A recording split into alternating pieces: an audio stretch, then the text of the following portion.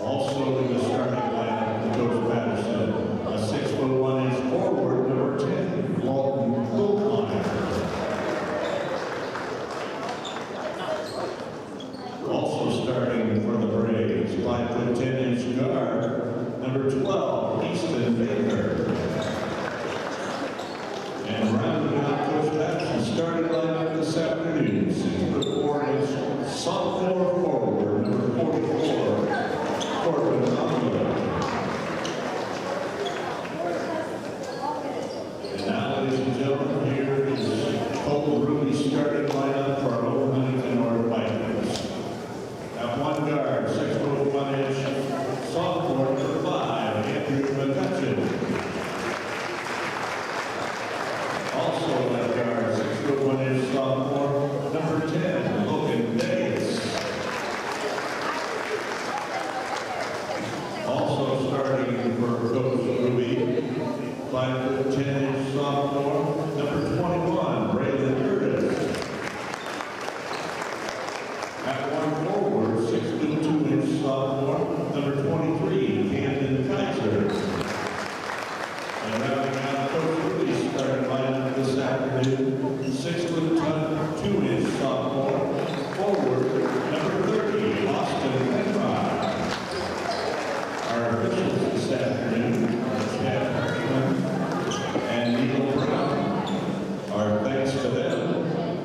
On the scoreboard is Tyler Carr.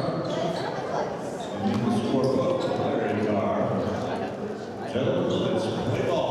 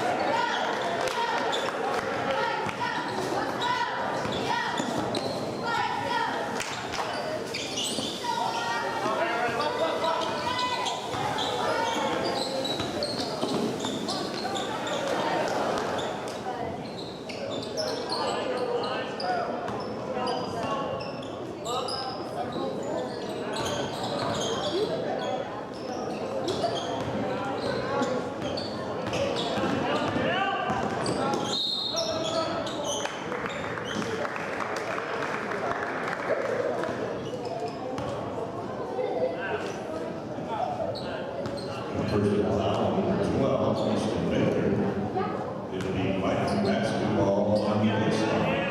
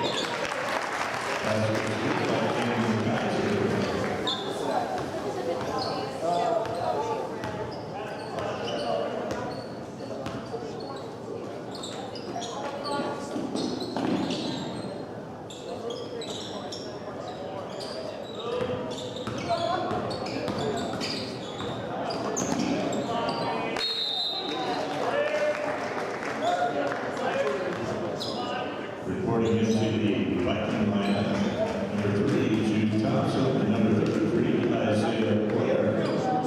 It'll be Braves ball.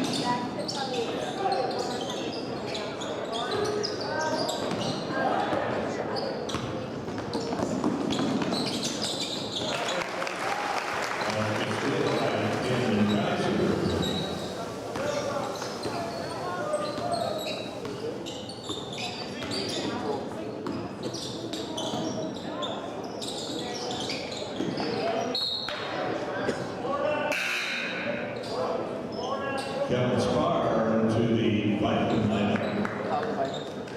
Mason White reports in for Bellmont. It'll be Bellmont ball on the baseline.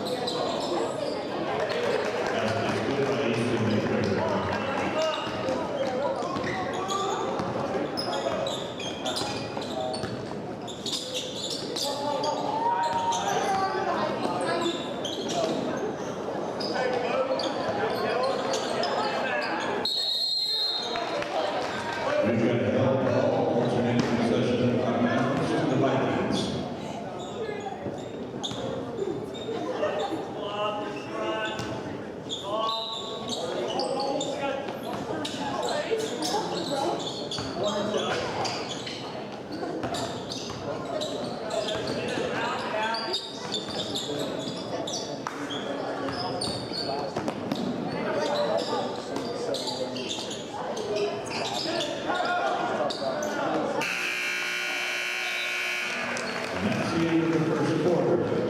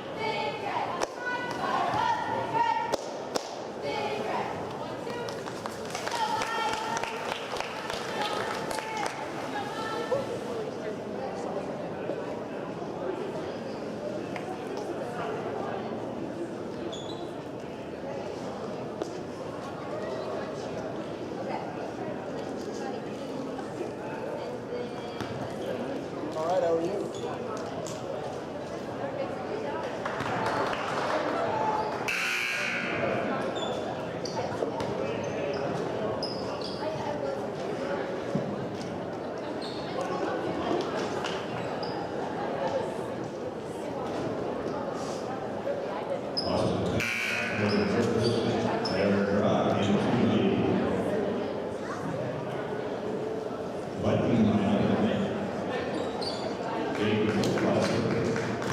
in for the Braves.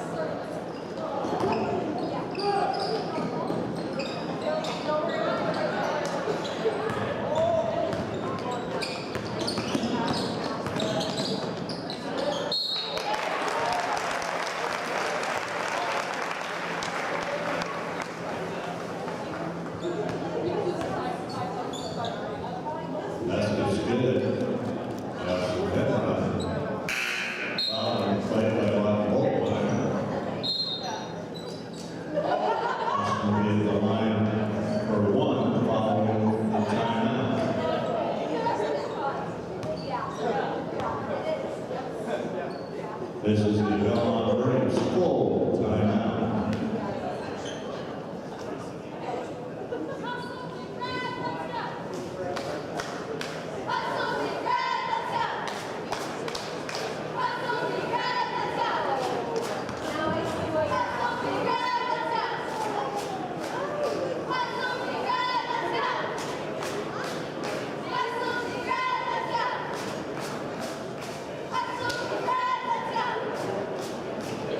Hustle,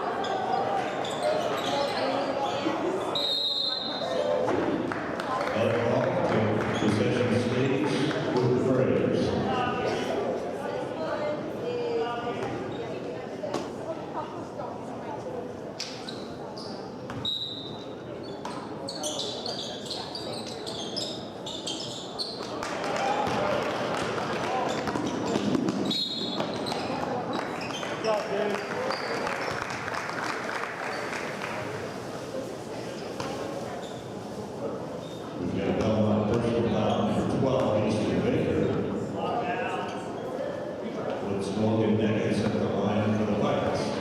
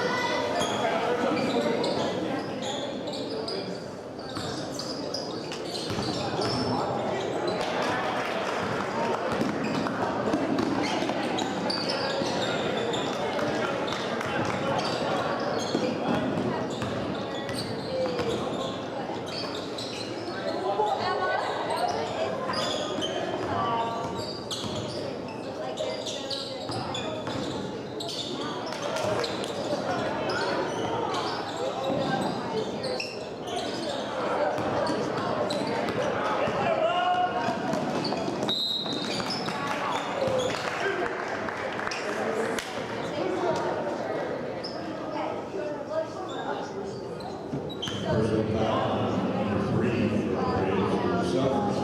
It's Aaron Rock at the line for the Vikings.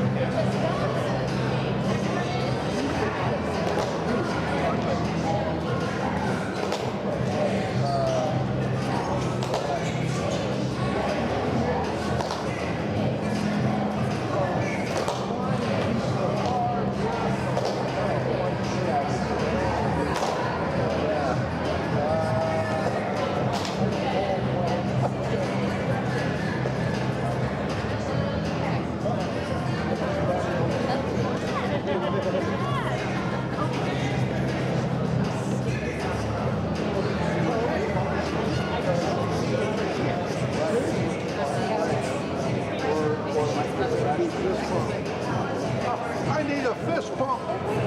I need a fist pump. All right.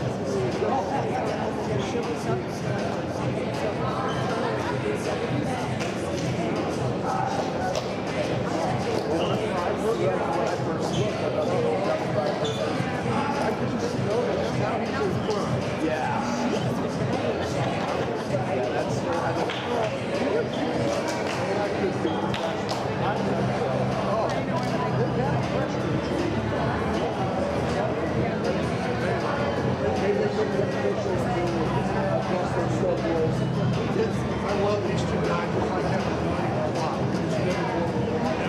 And then he goes on his board and right. It's okay. Very in trauma right now. Well, they may be all, yeah.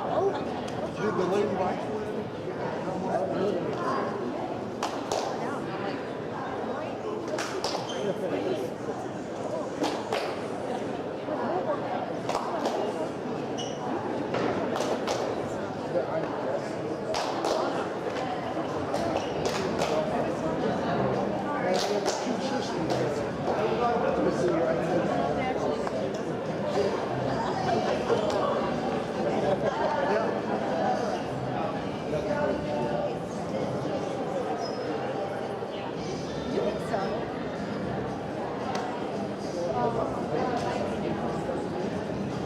they were down there warming up like maybe they'll be here.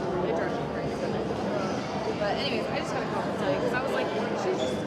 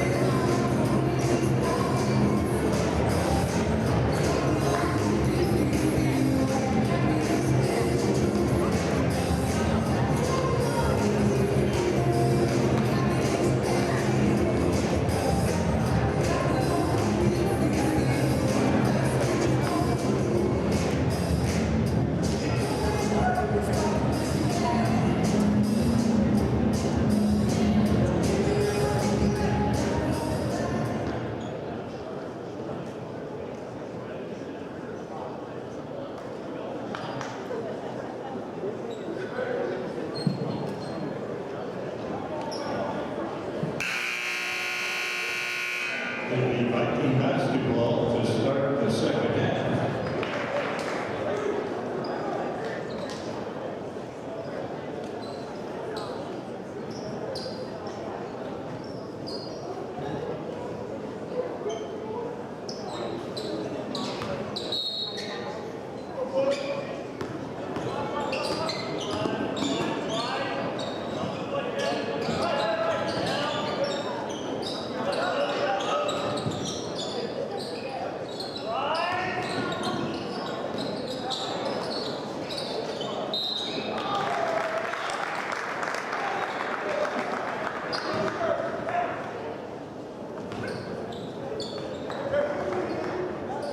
Got a personal foul on the play of number 11 for the Braves, a full-classer.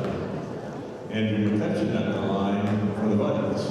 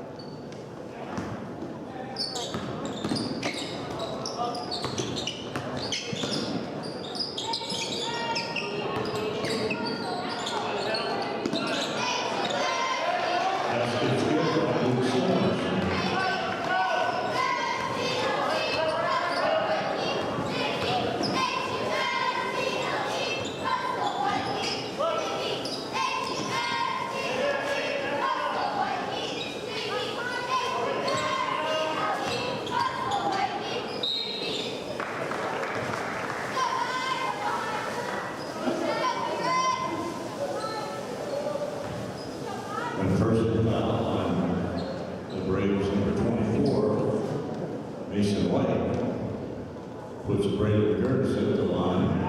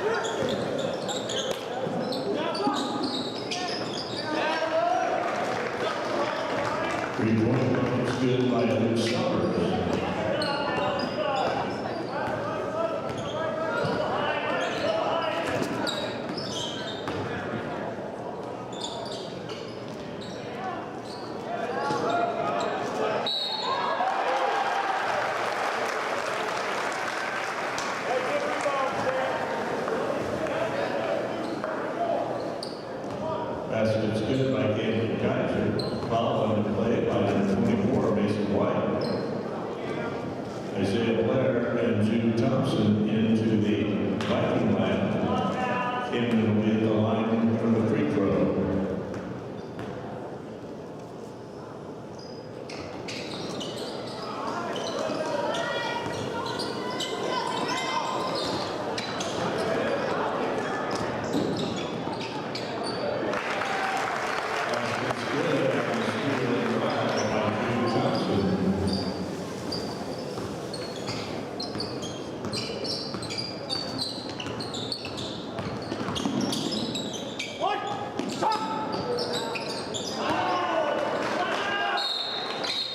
Three-point bucket good by Malachi Levine, and we've got a timeout on the floor.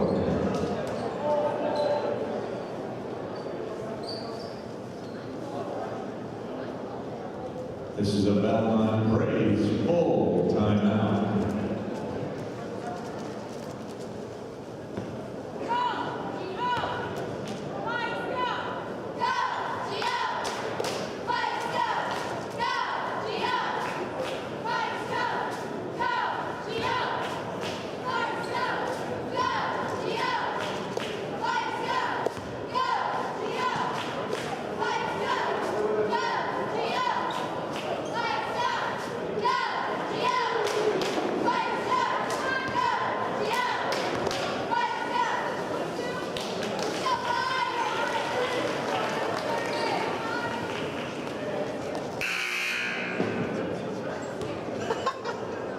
Get the snare. All right. Hi, how are you? Go that way. It's close.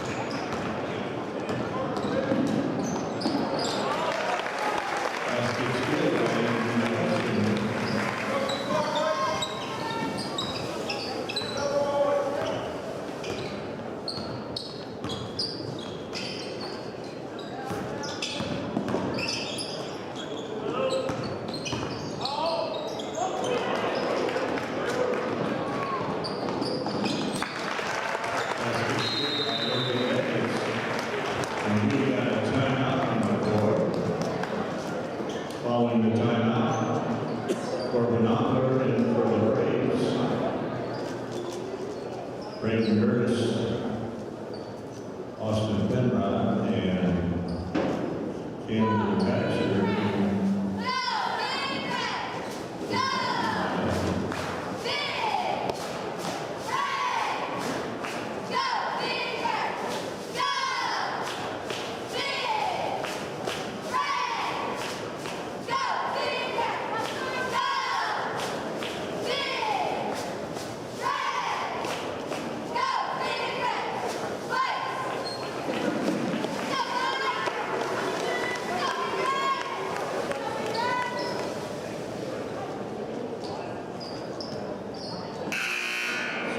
Kellen Spar into the Viking lineup along with Austin Penrod.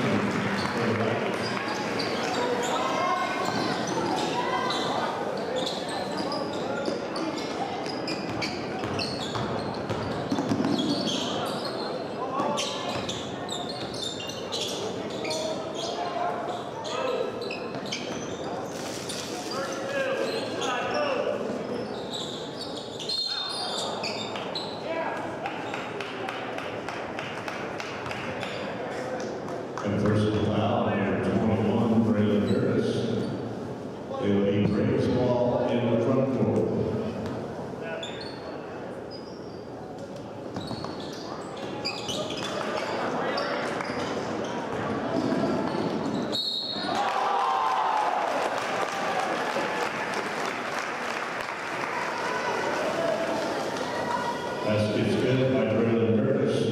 Foul by number 3, Luke Summers. Braylon will be at the line for 1.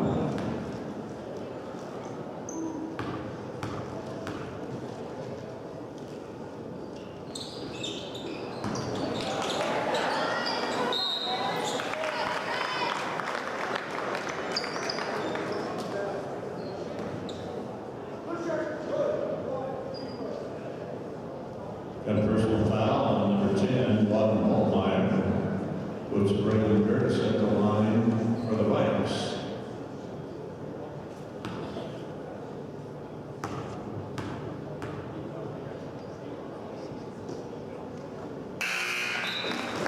Number 2, Chase Baker into the Bellmont lineup.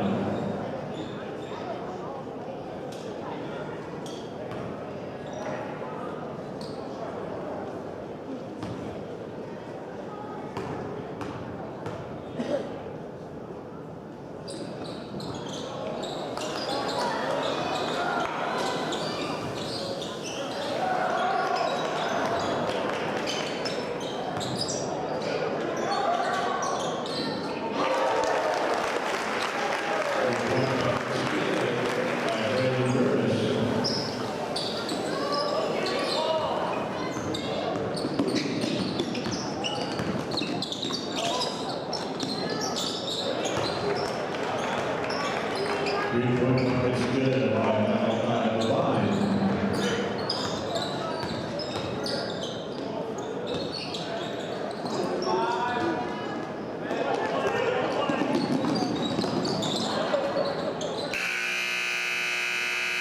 That's the end of the quarter.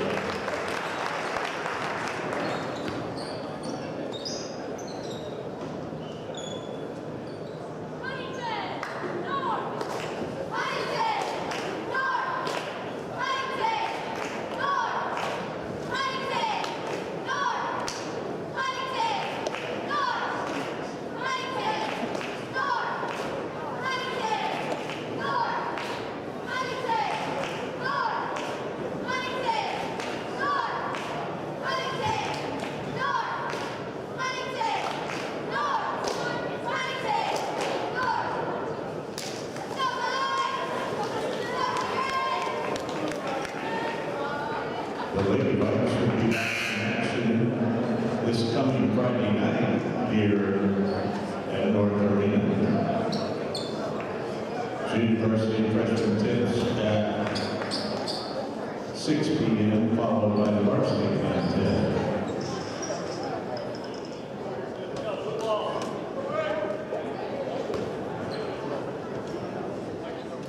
It'll be Bellmont ball to start the 4th quarter.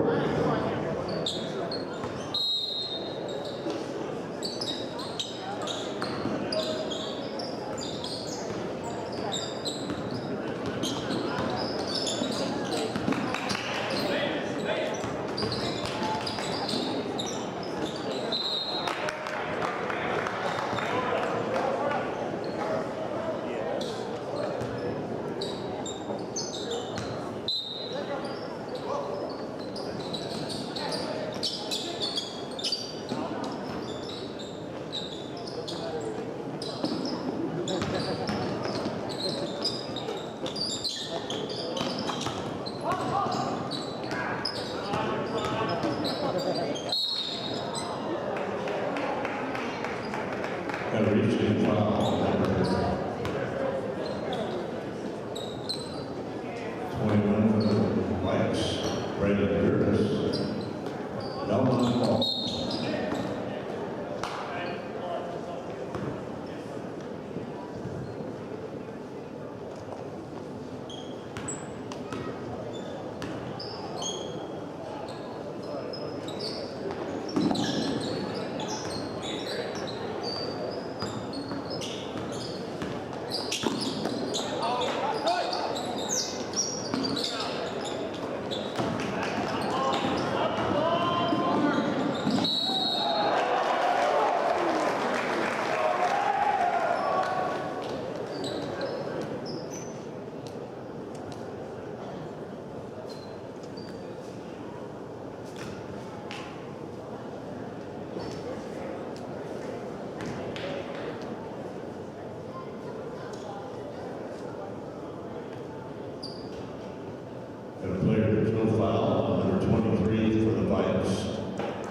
in Geyser.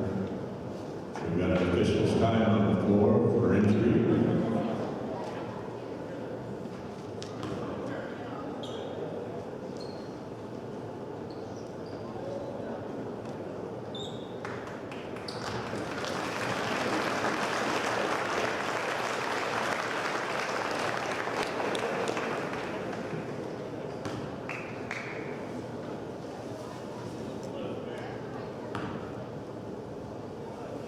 Number 5, Mount Tyler Line reports into the Bellmont line. It'll be Bellmont Fall on the inbound.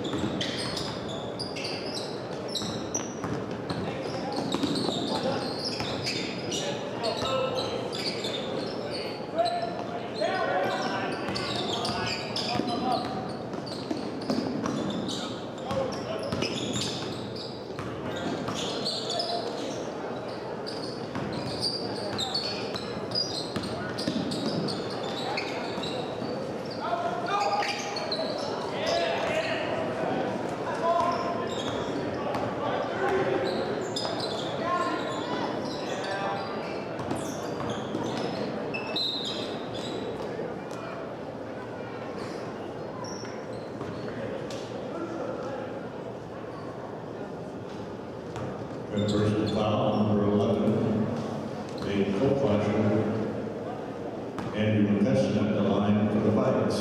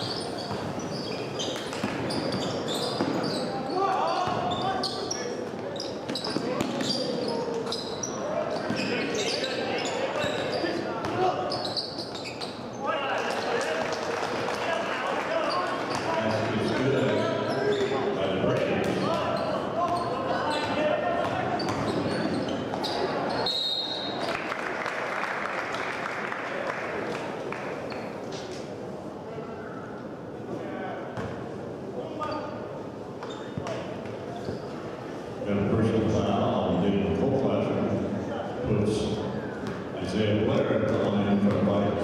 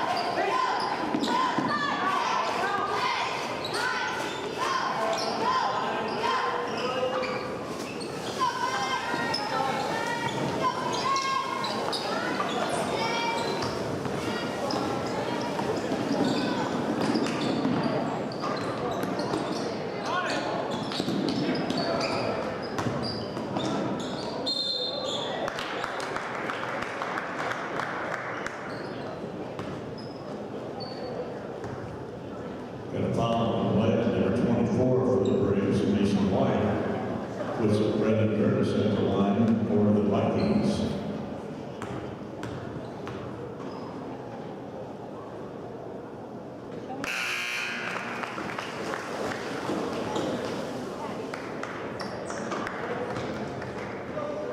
To Davis into the Viking lineup along with John Spar.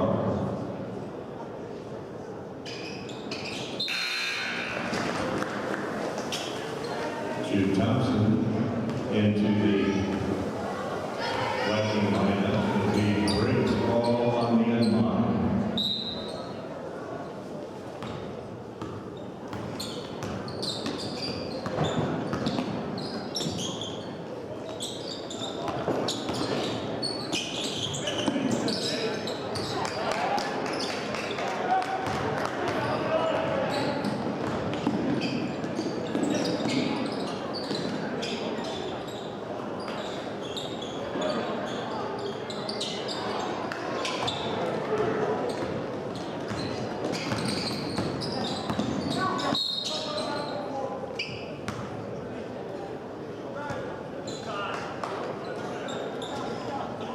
And Viking personal foul, number 3 to Thompson.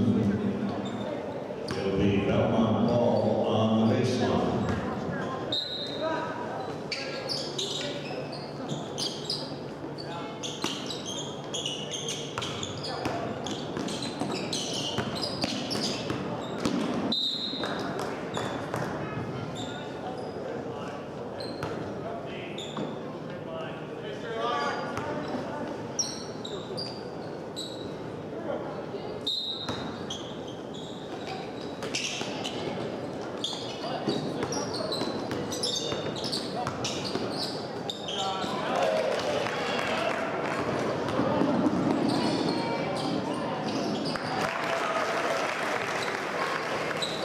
That's good for the Vikings.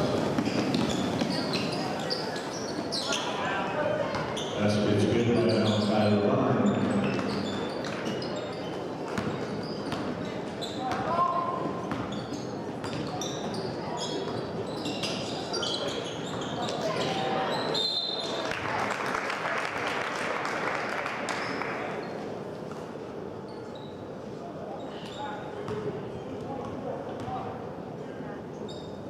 And a personal foul by Mason White puts Camden Kaiser at the line.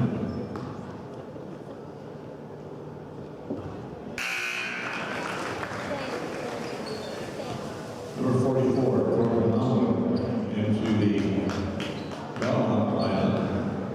Camden will be at the line for the second free throw.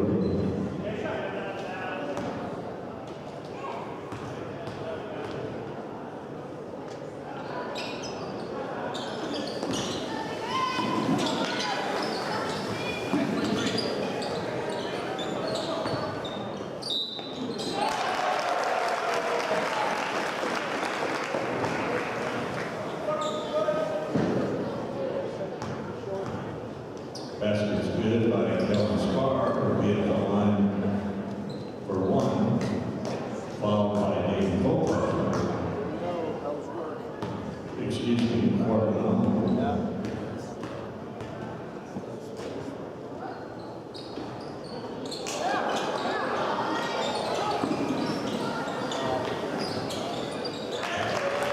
Basket's good by Andrew McCutcheon.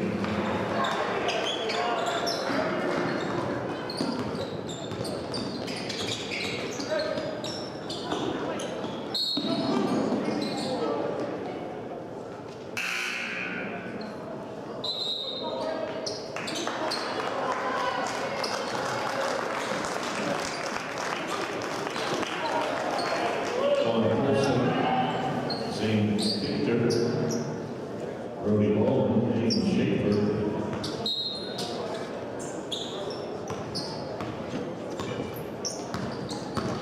All into the Viking lineup.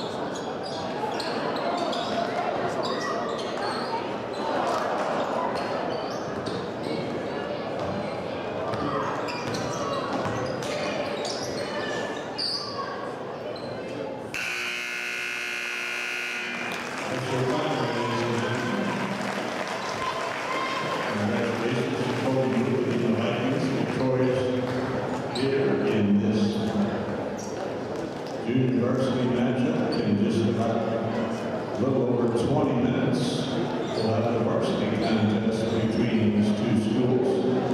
Again, the concession stand is open in the main lobby. Restrooms are located in the northeast and northwest corners of the arena, as well as adjacent to the concession stand.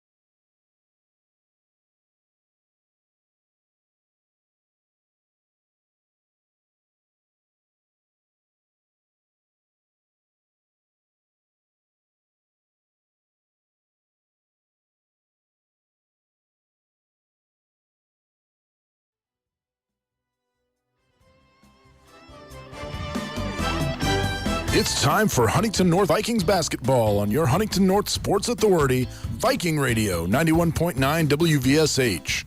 Before we head to the hardwood, we'd like to thank the following sponsors for making tonight's broadcast possible. Bippus State Bank, First Federal Savings Bank, Hartberg Roth Garrett Halverstadt Law, Nove, Rich Roofing Systems, and Wise Guys Downtown. Now let's head to the arena for the fast-paced action of Vikings basketball on your home for Huntington North Sports, Viking Radio 91.9 WVSH.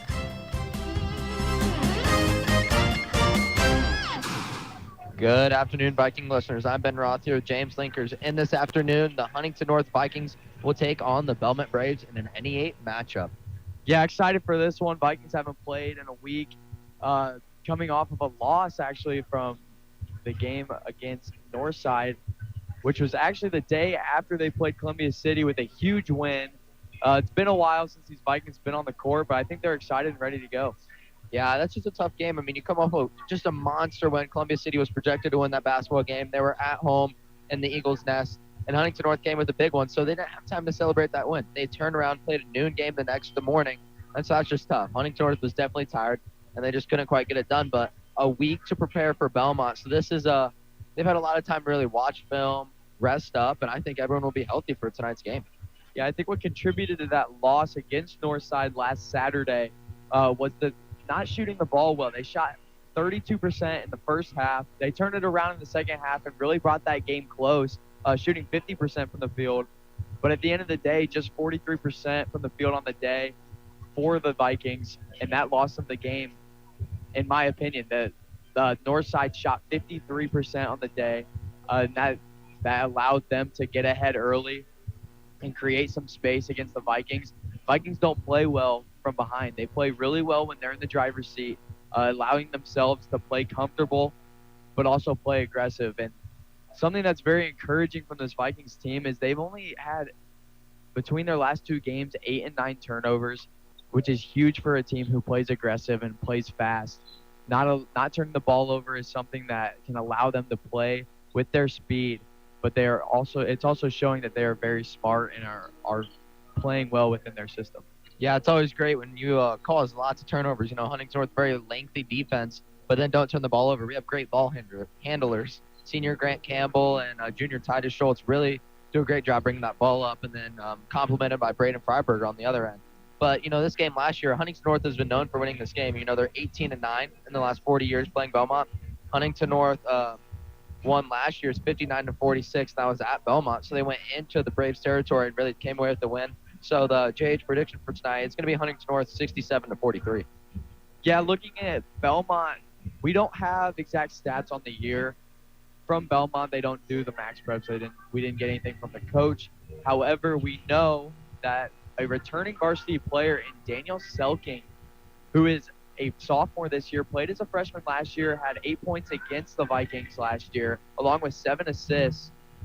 He's a sophomore guard at 6 foot. He's going to be a player to watch. He's easily their best player this year. Also looking at number 21, Cameron Summers, who is probably their second guy from this year, also a returning starter.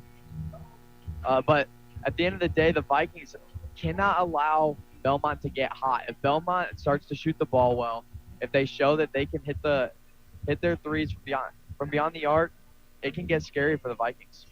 Yeah, they just really got to control beyond the arc. You know, this is definitely a shooting Braves team. You know, there's not a whole lot of height and length, so they're looking to shoot beyond the arc and get rebounds and finishes underneath. You know, but Huntington North 10 and 4. They are coming off a loss, but they're 3 and 0 in NE8 play, while Bellmont's 0 and 3. So just against common foes, Huntington North really leading in that stat. And you know, Huntington North sits second in the NE8, 6th in the power poll, and so they're just doing really well for themselves. And you know, and their sectional, Homestead's the only one above them with one more win, but Homestead's had a couple losses, so this could be a run for Huntington North this year. You know, they're really sitting well. And then on the opposite side, Bellmont, they're sitting 4th in their sectional out of 8 teams. They have a larger one, but they're second to last, or they're tied for last in the NE8. So, you know, Bellmont struggling a little bit this year, but a couple articles said don't count them out. This is a team that can get hot.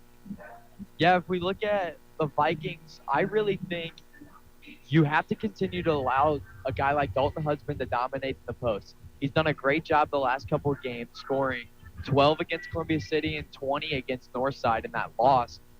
However, Dalton was so dominant down low, and this Bellmont team does not have very many big guys. They got a guy like Bo Baker, who's probably their biggest guy. But Dalton Husband is so good down in the post. He has so many moves. He gets his guys off balance and puts the ball in the baskets at such a high rate. I think you have to allow him to continue to dominate down there and see if the Bellmont Braves have an answer. Yeah, and like you said, Dalton Husband, very influential player. That's one of the only people that we saw come into the Northside game with a lot of energy. But it's between him and Tyler Schultz. Those are the two offensive leaders. But something that's been very key for the Vikings is Braden Freiberg. I mean, that is someone, a sophomore, who's really stepped up tremendously for Huntington North. Not coming off the bench, but just coming up. I mean, he just does really well for himself. Very influential player, very good on offense and on defense. Yeah, his speed and athleticism really allows him. He's averaging almost 3 steals a game, which is a huge stat, especially for the Vikings, who average a lot of steals. He's leading in that category for the team. They just allow themselves to play with such pace, having the length of Braden Freiberg, having the length of Dalton Husband, Grant Campbell, their entire starting lineup being above 6 foot. Not very many. I think the only guy that gets in on a regular rate who is under 6 foot is Aaron Grogg, who's also 5'10", 5'11". So you see that length and the speed. They have to be able to take care of business tonight, but they can't get ahead of themselves. If they allow themselves to play one-on-one ball and shoot the bad shots that they've been known to shoot, they can really let this game get away in a bad way. And I think, Huntington North plays their best basketball when they're aggressive. I think this 2 o'clock game 3:30 game could be very influential on them. Huntington North could come out a little tired, a little stagnant, and that's something I don't want to see. So I think early in this game, Huntington North really needs to find some fire. Yeah, the Vikings, very excited for this one. Like I said, a week away from their last game. They have to be aggressive. They have to come out ready to play. They've had a lot of practice time, and I'm excited to see what they can have in store for us. Yeah, I got to catch up with Coach Thompson to see what he's looking into for this game. Coming off kind of a mixed bag of games last week, monster win at Columbia City, then to lose to Northside the following day. Can you kind of touch on, kind of recap those games for us? Yeah, Columbia City rival, big Northeast 8 conference game, fired up, ready to go. And we play an afternoon game, a trap game. I've been doing this a long time. Other schools, I've gotten rid of that Saturday game after an emotional rival game. That's kind of what happened. Came in, didn't have a lot of time to enjoy how well we played and what we accomplished on Friday. Then Saturday rolls around, not taking anything away from Northside. They're a really good team. We played poorly and still had a chance to win at the end. So learning experience, we'll get that all taken care of. And hopefully today we show up on a Saturday, weird day again like last week, and learn from that experience and play well. How have the Vikings prepared through the week for this Bellmont game and the time switch? We've had a lot of time to think things over and prepare for this one. Yeah, at least on the preparation for Bellmont. We do. They'll play a lot of different defenses. They'll straight man-to-man, 1-3-1 half-court trap in all 4 corners, 2-3 zone, 2-2-1 full-court press, 1-2-2 full-court press. So we had a nice whole week to prep. But we turn around and play Tuesday against South, and then Saturday again against DeKalb. So we're kind of throwing some stuff in all week. But basically, main focus was play our way, conference game. We're sitting at the top of New Haven right now, and we control our own destiny. So if we play our way versus whomever we play from here on out, we got a good shot of winning. Big game. Coming in here, not taking anybody lightly. And then, like you were saying with the weather, I think yesterday around between 1 and 2 o'clock, we figured out we're going to play at 3:30 tip-off to beat the snow today, which was fantastic. I'm very happy to get this in. Along with their diverse defense, what else can you tell us about Bellmont? 2 good players, really good players. 11 and 21 coach's nephew is number 11, Selking. 21, I don't know his name, but he played well last year against us. This year, we're going to try and make it so he doesn't play as well. But offensively, they'll shoot from anywhere on the floor. They'll run some flex concepts, which is basically an old school offense. It's hard to guard. It's never gone away. I think it came right in after the Peach Basket, and then we run some stuff like that too. It's really, really tough. We're going to have to stay on top of it to guard. Schultz and Husband have really been the leading scorers for this team, but we've seen great development out of Braden Freiberger. Can you touch on how the young sophomore has progressed through the season?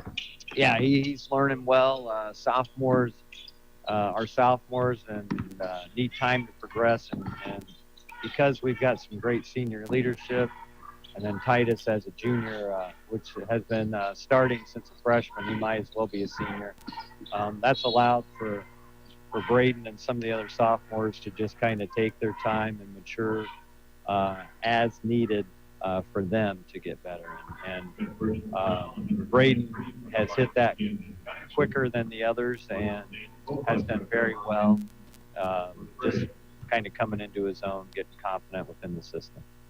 And to lastly, what areas on the floor do Huntington North need to excel in to come away with the victory?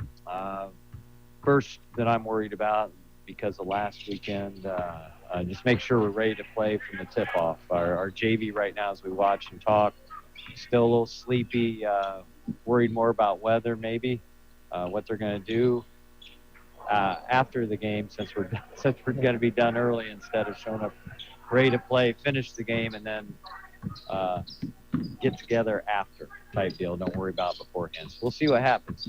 My main concern is we're ready to play. Thank you so much, Coach. Good luck tonight. Thank you, Ben. Yeah, so the change in time could definitely be a large factor in tonight's game, like Coach Thompson said, but he's hoping that they just start off strong. You know, Huntington North, their JV came out and they were stagnant in that first half, but then you see players like Braylon Gertis, they really got after in that second half. Great rebounding out of Huntington North. We saw a lot of offensive rebounds off free throws. So I think after that second half, Huntington North could be electric, but it just got it. Are they going to be awake for the first? Yeah, the jump is always what matters in these games. Last week, we saw that first half, they really struggled. Second half picked it up.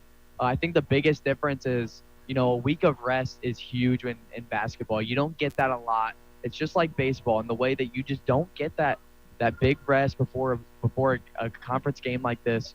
I think the Vikings will take advantage of that. They've had so much time to prep, so much. This is the only game of the entire week, and it's at the end of the week. It allows them to focus solely on Bellmont, not have to worry about anybody else. Even next week, they don't play on Monday, so there's nothing that they have to worry about other than this Bellmont Braves team. I think the Vikings will have a good showing tonight. They just have to come out in the first quarter ready to go. And one thing I'll touch on is those long breaks can also be a negative thing. When you look at football, a lot of times when teams get a bye, like in the college football playoffs, they struggle because they're not used to the fast pace right away. Like they've rested too much and they don't come out with that energy like a team that plays consistently would. So it could be hard for Huntington North to get going. They had a long break and then they have a weird start. So I'm really hoping Huntington North finds that energy early, that Thompson can get them fired up. And from the tip, we have energy, but who knows? I mean, those long breaks can hurt you as a team. Yeah, I think a lot of it is a perception thing. You know, have the Vikings gone into these practices ready to go and ready to get better, ready to prepare for Bellmont? Or did they come into these practices like, man, we got another practice, got to wait a week until we play? It's all a perception thing. You know, football's the same way. As you said, it's who's going to come out to practice every single day and be excited to go, excited and ready to get better as a team. Yeah, Huntington North's going to take a quick moment to present our country's colors and sing the national anthem. Gentlemen, remove your caps. It is our custom and our privilege to have the Army Junior ROTC with us, their color guard to present the colors, followed by the playing of the national anthem.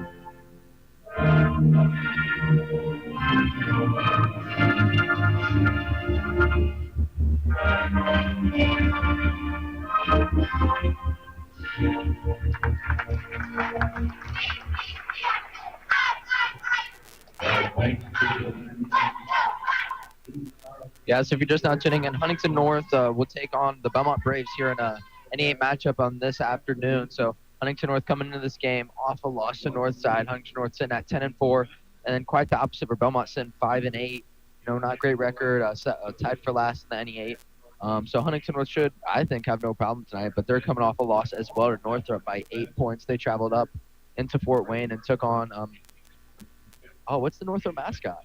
Bruins. The Bruins, and just couldn't get it done in their home court. So they'll have another opportunity to come here to Huntington North and try to grab a win for them and kind of put them on the board for NE8 play. Yeah, the Bellmont Braves are a very young team. They have a couple starters who are young. Their best player being a sophomore, the next guy being a junior. But they have a lot of guys that are coming into this program and contributing early on.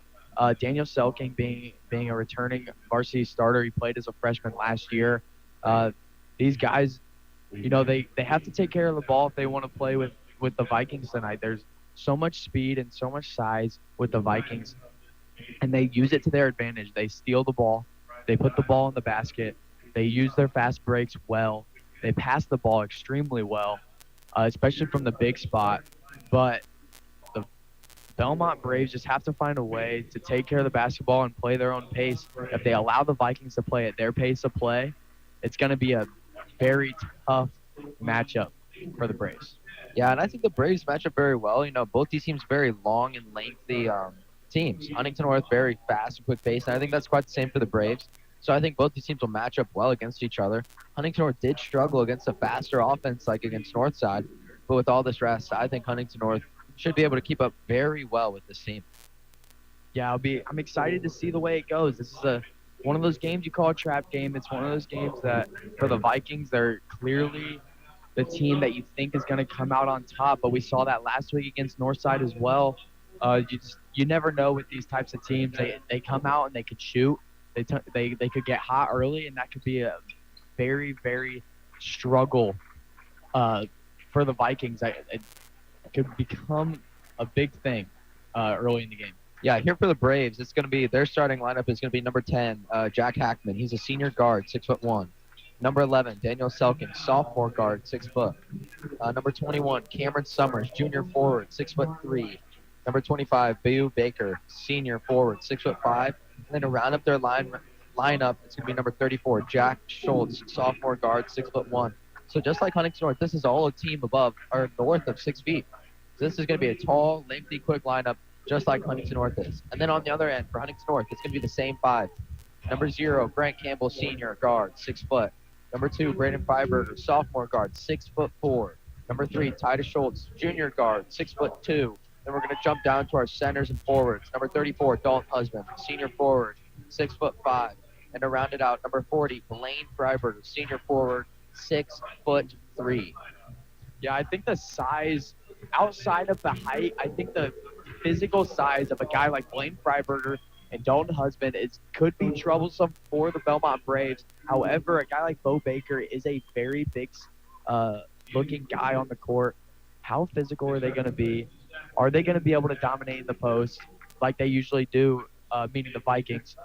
They have to be able to utilize the post very well today, get outside shots. They pass so well between Husband and Freiberger. Will they continue that tonight, or will it be a dominate matchup down low? Yeah, I'm not sure, but both teams will take center court. It'll be Dalton Husband and Cameron Summers to take the tip. Both these teams line up, and it is going to be Huntington North that wins this tip. Blaine Freiberg with it in the back court, passes it off to Campbell. Campbell, center court, hands it off to Schultz. Schultz over to Husband. Husband looking the back cut, can't find it, passes it off to Freiberger. Schultz shot fakes, looking to dump it down Husband. He finds Husband. Husband looking to make a move. Finds Campbell in the opposite corner for the flare screen. Now it's Freiberger going up for the layup, and he'll get 2 fouls down.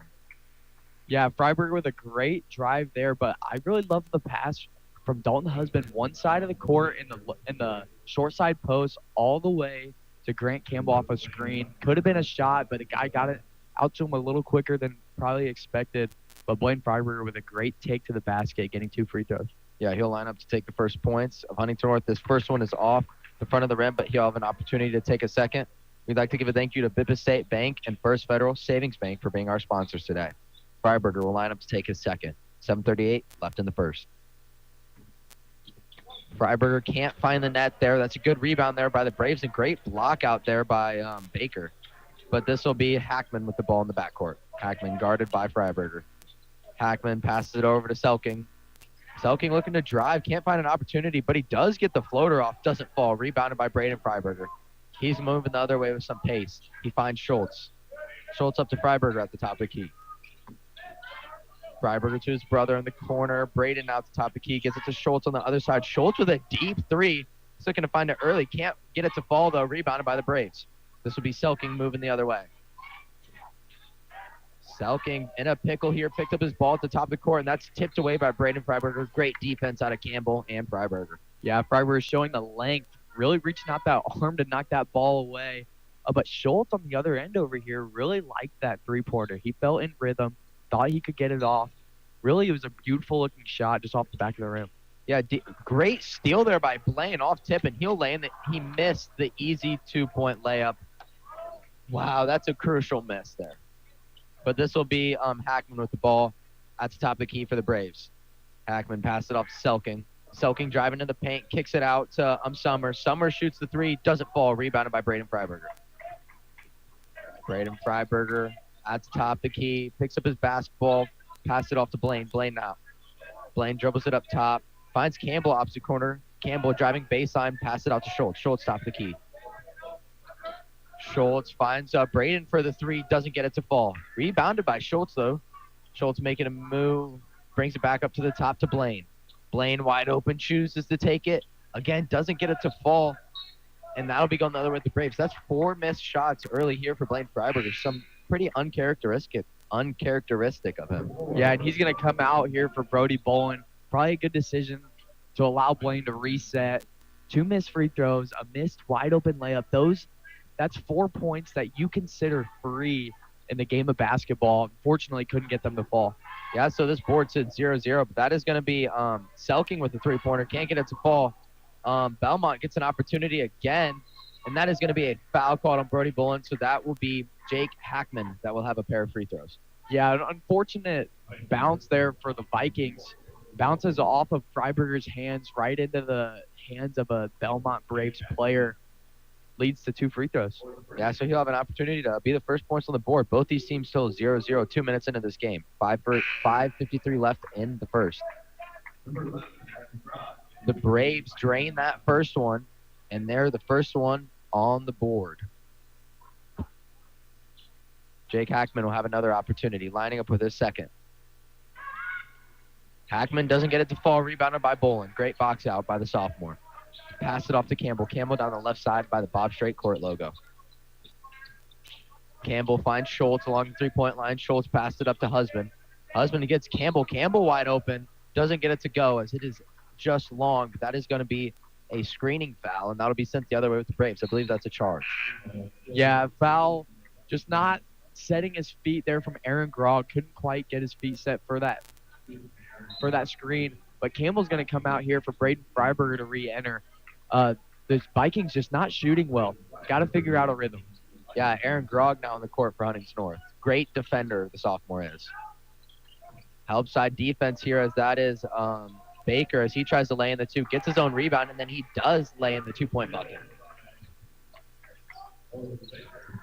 Grog has the ball at the top of the key.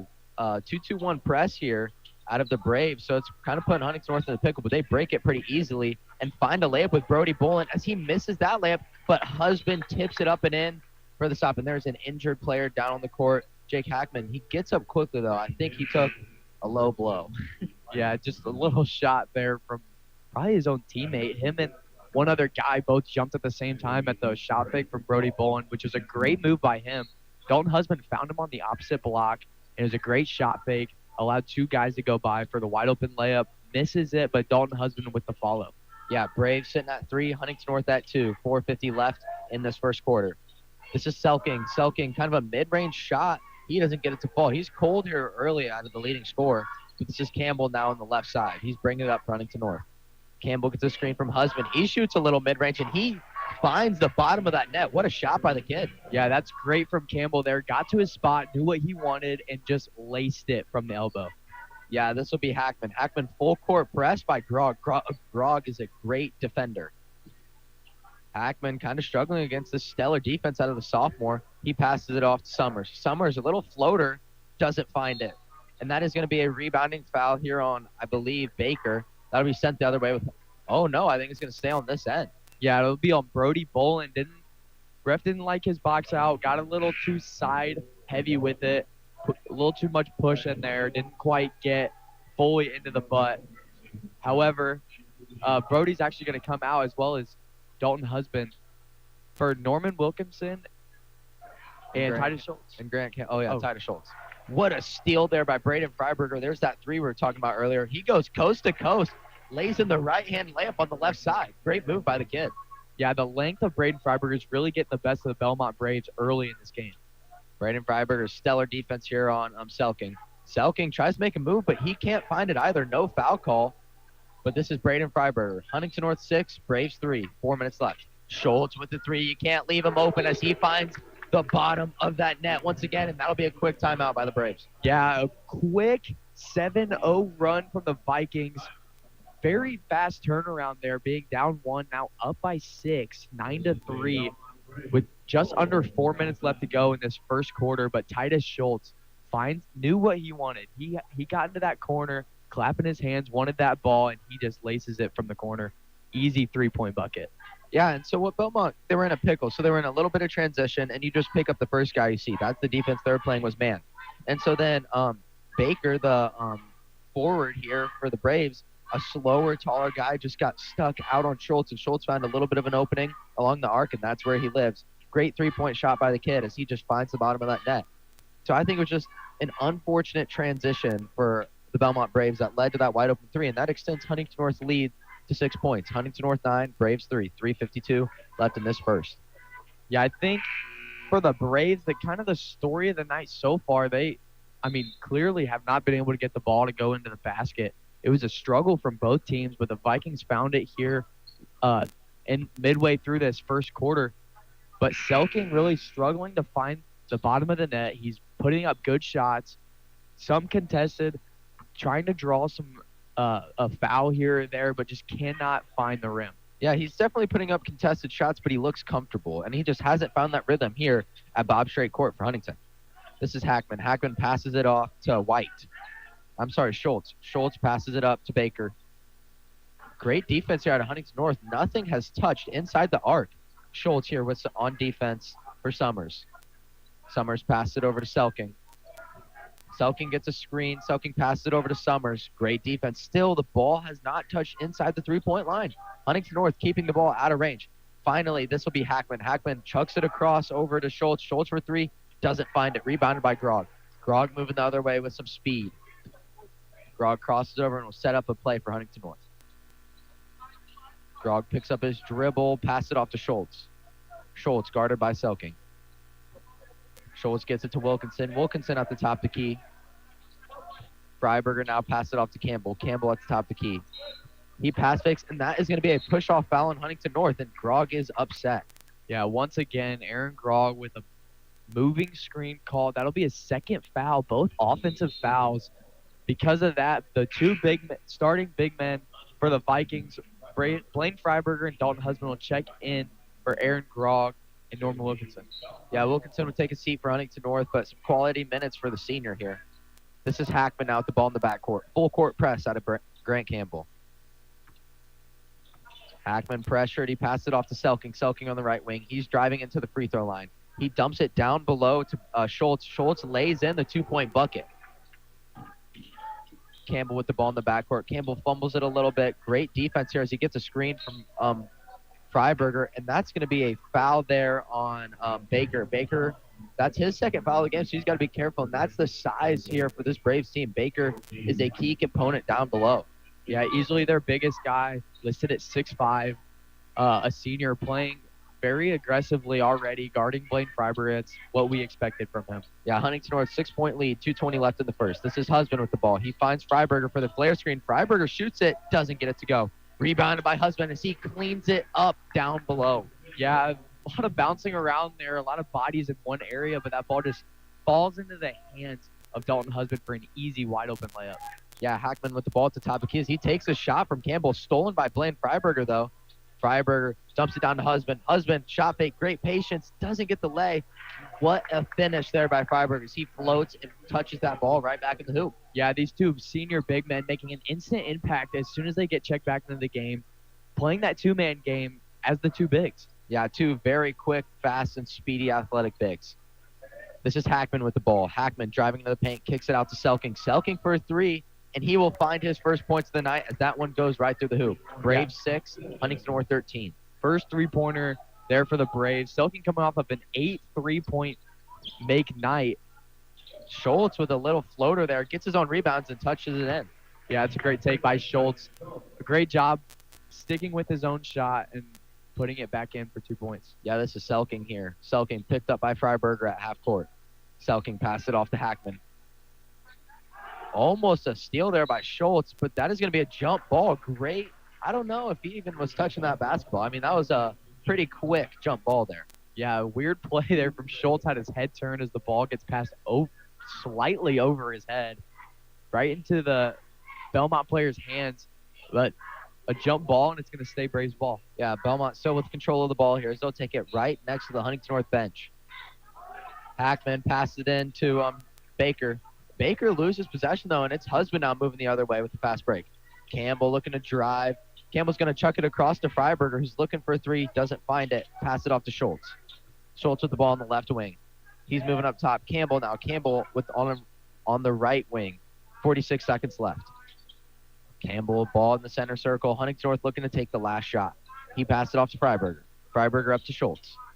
Schultz at the top of the key, guarded by Selking. He hands it off to Campbell. Campbell with a deep one. Doesn't find it. Rebounded by Freiberger, though, as great athletic play. Freiberger finds Husband. Husband to Schultz. Schultz shoots the three. Doesn't get it to go, though. Rebounded by the Bellmont Braves. 19 seconds left in this first quarter. This is Selking. Selking looking to make a move. He's driving to the paint. Dumps it down, and that's stolen by Titus Schultz. Great pass to Schultz down the court, as that should be a wow. They're going to call no foul. Loss of possession here for Huntington North, and that'll be going the other way with the Braves. 8 seconds left. Yeah, it's a great pass from Titus Schultz, and after a great defensive play. It looked like Freiberger just mishandled that one. Couldn't quite get a grip on it. Now Bellmont ball. Yeah, Selking here. Full court press as Huntington North is trying to dwindle down this time and not let a shot off. Selking step back. What a three. Doesn't get it to fall, though, as Huntington North has a lead coming out of the first. 15-6, Huntington North Vikings. Yeah, 9-point lead. Very easy showing from the Vikings. They've done a great job at being aggressive in that second half of the first quarter. Early on, both teams struggling to put the ball in the basket. Vikings found it a little bit, but the Braves still struggling. They finally hit a three-point shot there from Selking, and he finally found a little bit of a rhythm. After taking that last shot as well, that last shot looked very good. As weird as it looked like it was going to have a chance. Didn't quite get it to fall. But I think you looked at him to get a little hot here early in this game. The second quarter could look a little scary for the Vikings. They have to keep their foot on the pedal, allow Dalton and Blaine to keep dominating in the post, down low, and just keep being aggressive. Yeah, and something very interesting here early is Selking has a beautiful shot under pressure and under uncomfortable situations. So I would not be surprised if we see him making some acrobatic shots here in the rest of this game. I mean, once he gets on hot, I think he has such a great shot that it'll just start to fall. So Huntington North really need to lock down on Daniel Selking. But here on the other end, Huntington North has had some missed opportunities on layups the other end. You know, Blaine Freiberger has not started off too hot. You know, someone who I would say is a pretty athletic and quick big man just missed some free throws and easy layups here early. Yeah, Freiberger being a very smart player as well, just struggling early on in this game with consistency, but he continues to play hard, and that's why he's going to stay on the floor. Yeah, Huntington North with possession out of the quarter. This will be Dalton Husband at the top of the key. Husband over to Freiberger on the left wing. Freiberger hands it up to Campbell at the top of the key. Huntington North gets it to Freiberger on the high post, dumps it down Husband. Almost, it's in and out. Another missed layup here for Huntington North.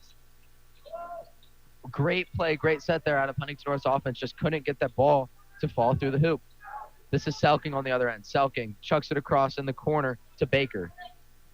Baker brings this one back up top, hands it off to Summers. Summers spinning. Summer passed it off to Baker, but off the fingertips of Baker. That would be in possession of Huntington North. Yeah, that last Vikings play really, unfortunately, it was a phenomenal play. It's one that you're probably only going to get at one time a game, and they just couldn't get it done. And then the Braves as well had a good set going, and then just bad pass out of bounds. Great back cut by Schultz, but he misses the layup. But Husband cleans it up, and that's something we've seen a lot tonight. Missed layups, but Husband finds that basketball around the hoop and lays in the finishing points. Huntington North 17, Braves 6. 7 minutes left in the second quarter. This is Selking with a little floater blocked by Husband, and that's going to be a foul call.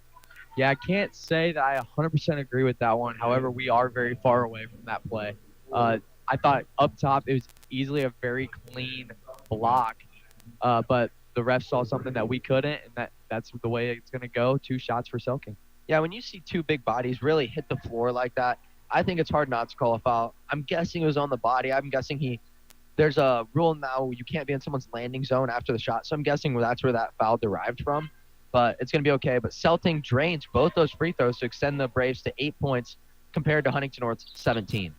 6:59 left in the second quarter.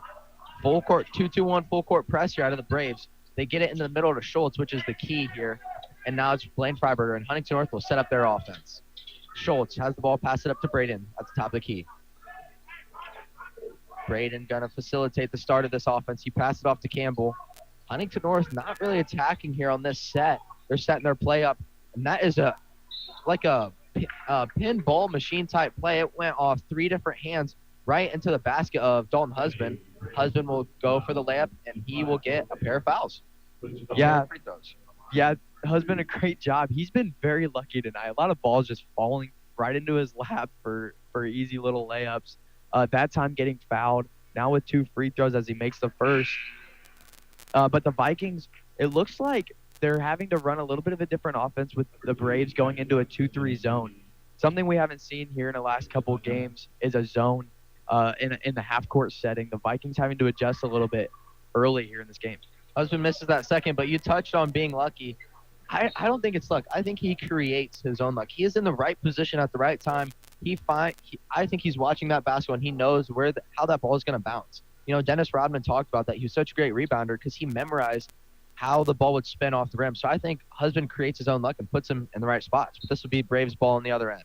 Huntington North with a 10-point lead in the second. This is Baker, Isaac Baker with the ball at the top of the key. Isaac looking to dump it down in the post to Summers. He struggles here. He finally gets it down to Summers, but Summers extends himself to the 3-point line. Summers hands it off to Selking. Selking guarded by Schultz.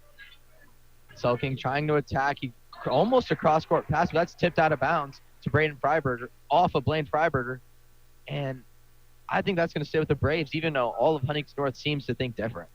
Yeah, the Vikings really wanted that basketball going their way. But clearly with the way that Blaine just jumps out and got a hand on it, it's going to Great steal here by Campbell.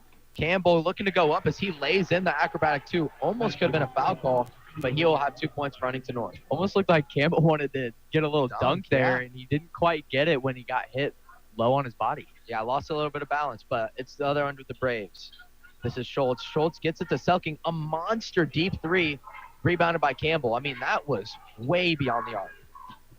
Campbell looking to drive here, be aggressive. He finds Blaine with a great pass. Blaine gets blocked, but almost lays in another missed layup for Blaine Freiberger. Yeah, I really thought that first one could have been a foul up top with two guys swatting at his arms, but a great job to get his own shot. Selking fouled hard by Braden Freiberger. It wasn't on the tipped ball. Braden Freiberger tipped the ball, then hit him in the head, and then got body. So pretty physical foul there as that'll send Selking to the line. Yeah, Selking does a great job at creating space, and he knows the length of the guys that he's having to create space against. So he has to create even more than probably the natural that he goes through. But doing a great job at that and drawing these fouls.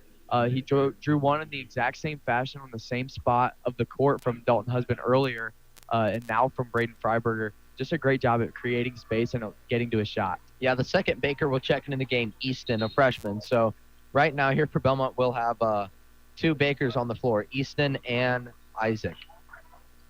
So for a quick timeout here, we're going to give a thank you to Hartberg, Roth, Garrett, Haverstadt Law, and Nove Corporation for being our sponsors tonight. Huntington North attacking here early. Vikings 20 to the Braves 10, 5:28 left in the second, as they're just trying to push this lead beyond double digits.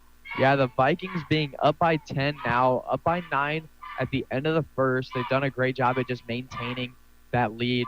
They have to be able to start making layups. If they make all these shots that they've had the opportunity to make, they will blow this game out of proportion. It will not be close by the end of it. But if the Vikings continue to miss, they're allowing the Braves to continue to be right where they want to be. They want to be close in this game. They want to come back late and allow themselves to take this one away from the Vikings. But I really think the Vikings have such a great opportunity in the second quarter to take this game away and make it seem like it's never going to come back to the Braves. Yeah, but Huntington North kind of shooting themselves in the foot. I mean, I've seen more missed layups here today than all season. I mean, Blaine Freiberger really is struggling underneath the basket. Now, he does have such a positive impact on the defensive standpoint underneath. He's just struggling to get the ball underneath into the basket, and that's something you don't see very often out of the experienced senior. Huntington North will take this ball out of bounds. It'll be Grant Campbell. Looks like a 2-3 zone here for the Braves, so watch out for Titus Schultz for the three-pointer. Schultz already calling for it as that zone comes to him. He chucks it across to Braden Freiberger. Great movement out of this 2-3 zone. Braden passed it up to Campbell. Campbell at the top of the key. Campbell over to Braden. Braden back up to Campbell. Schultz gets it down to Freiberger. Great defense here. Almost a foul here as Freiberger is just being hacked at the arms, and then the ball is on the ground. And that's going to be a jump ball. I'm not sure about that one. It felt like he was being hit pretty hard on the arms. Yeah, there was a lot of arms swinging around, a lot of shots taken from between the two teams. However, the refs are going to let them play, and I don't hate that. I never hate when the refs just allow them to play. If it gets a little excessive, obviously that's when it becomes different. But nothing here tonight that's been too bad to where I can disagree with it. Yeah. This will be Baker. Baker at the ball at the top of the key. Huntington North, I believe, are they switching? They're not in a zone. They're in their man help side. Sometimes that Huntington North help side does look like a zone, but a big-time three out of Selking as he cuts the lead to 7. Yeah, that's his second three of the night. You can't let him get hot. He's going to bring them back into this game very quickly if you keep allowing him to shoot open threes. Yeah, 2-2-1 press here by the Braves. They get it in Schultz. Schultz with a little floater. He gets it underneath the bottom of the net. Huntington North with 2-point play. The height out of Schultz just overpowered the two guards of the Bellmont Braves, two guys that are not very big, and Schultz just did a great job at extending and putting that ball in the basket. Yeah, and that is off the hands of Easton Baker, but they're going to say this one is going to stay with the Braves, unfortunately, for Huntington North. A lot of uneasy fans here out of the Huntington North pit for that one. But this is Selking with the ball at the top of the key. Selking looking to take it to the right side as that is poked out of bounds by Huntington North, and they'll take it yet again right in front of the pit. Yeah, Schultz doing a great job at just poking that ball out, being very aggressive, getting hands on it. The Vikings have done a great job of that all night between him and Braden Freiberger. Yeah, Selking finally forced to go off to the left side here. Pass it off to Baker. Baker at the top of the key, guarded by Campbell. Baker looking to hand it off to Selking. He finds him. Selking now. Huntington North, great 3-2 defense here. Nothing in the paint. Love to see it. And that is yet another tipped ball, but they're going to say it's Huntington North after the third time. Yeah, Titus Schultz again. 3 tip balls out of bounds. That time he gets it to ricochet off of Bellmont Braves player, and now it's going to be Vikings ball. Yeah, talking to Drew Mawson here in my class, he says a lot of times that Ty Schultz is not a great defender, but we saw a lot of fire and life in his defense. They just threw a lob to Titus Schultz as he misses the layup. That's a play that Huntington North likes to go to out of a dead ball. Yeah, missed opportunity there from Schultz. Another missed layup here for the Vikings in this first half. Yeah, Isaac Baker with the ball, pass it off to Selking. Selking looking to get a screen. Almost should have been a moving screen there, but Selking finds Baker in the corner. Baker trying to find some space, can't get anything. He passes it down to Summers. Summers lays in the 2-point bucket, cuts this lead to 7 points. Yeah, Easton Baker, just a freshman, doing a great job at controlling the basketball and being calm here in a varsity setting. Yeah, Bolin finds Husband down below, and he misses that layup. I mean, I've seen more missed layups tonight than all year long. But Husband will get the foul, and they're going to call it on the ground. So they'll be underneath the basket. Huntington North calling their out-of-bounds play. Yeah, Husband's got to get those to fall with this entire team just struggling to get that ball to fall in the basket within 5 feet. Schultz, little mid-range shot, doesn't get it to fall off the out-of-bounds, rebounded by the Braves. Braves have an opportunity to cut it to a 2-score game. This is Easton Baker at the top of the key from the freshman. Easton Baker telling his brother to go to the other side. Baker then cuts it back up across, and at some point, that's got to be 5 seconds. And that's going to be a foul? I really felt like he just tripped over his own feet. Yeah, I think they're going to get it on Brody Bolin's little reach, allowing Baker to fall there. It's going to stay Bellmont ball. Yeah, Selking, the shot creator, looking to shoot a deep 3 just off the front of the rim. Rebounded by Husband. Husband passes to Campbell. Campbell versus Selking, and that is going to be a blocking foul. Oh, no, is that a blocking foul? Blocking foul, so he'll have a pair of shots. He fell early. I mean, he was just looking to kind of exaggerate that charge. Campbell actually made the shot, so that's going to be an and 1. Selking really wanted the charge there, but he had just about no chance with the speed of Grant Campbell. Couldn't get to the spot quick enough. Grant is just such an athletic and quick guard. He's going to allow himself to be able to get into those situations on the fast breaks. But Dalton Husband did a great job at pushing the pace, getting it up to Campbell, allowing him to do work for the N1. Yeah, Campbell missed that free throw, but it's so funny. Like, I was so focused on the charge that I didn't even know he made the basket.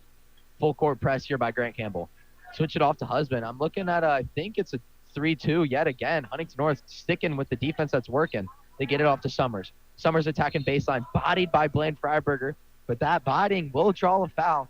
So Blaine's got to be cautious. I believe that could be his 3rd or 4th. I know it's at least his 3rd.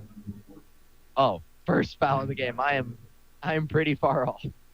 Yeah, I think the Vikings have a couple guys with 2. I know Aaron Grog has 2, and Bo Baker for the Bellmont Braves has 2. But Blaine just with 1. It's a little out of character for him. Yeah, Summers here with the ball.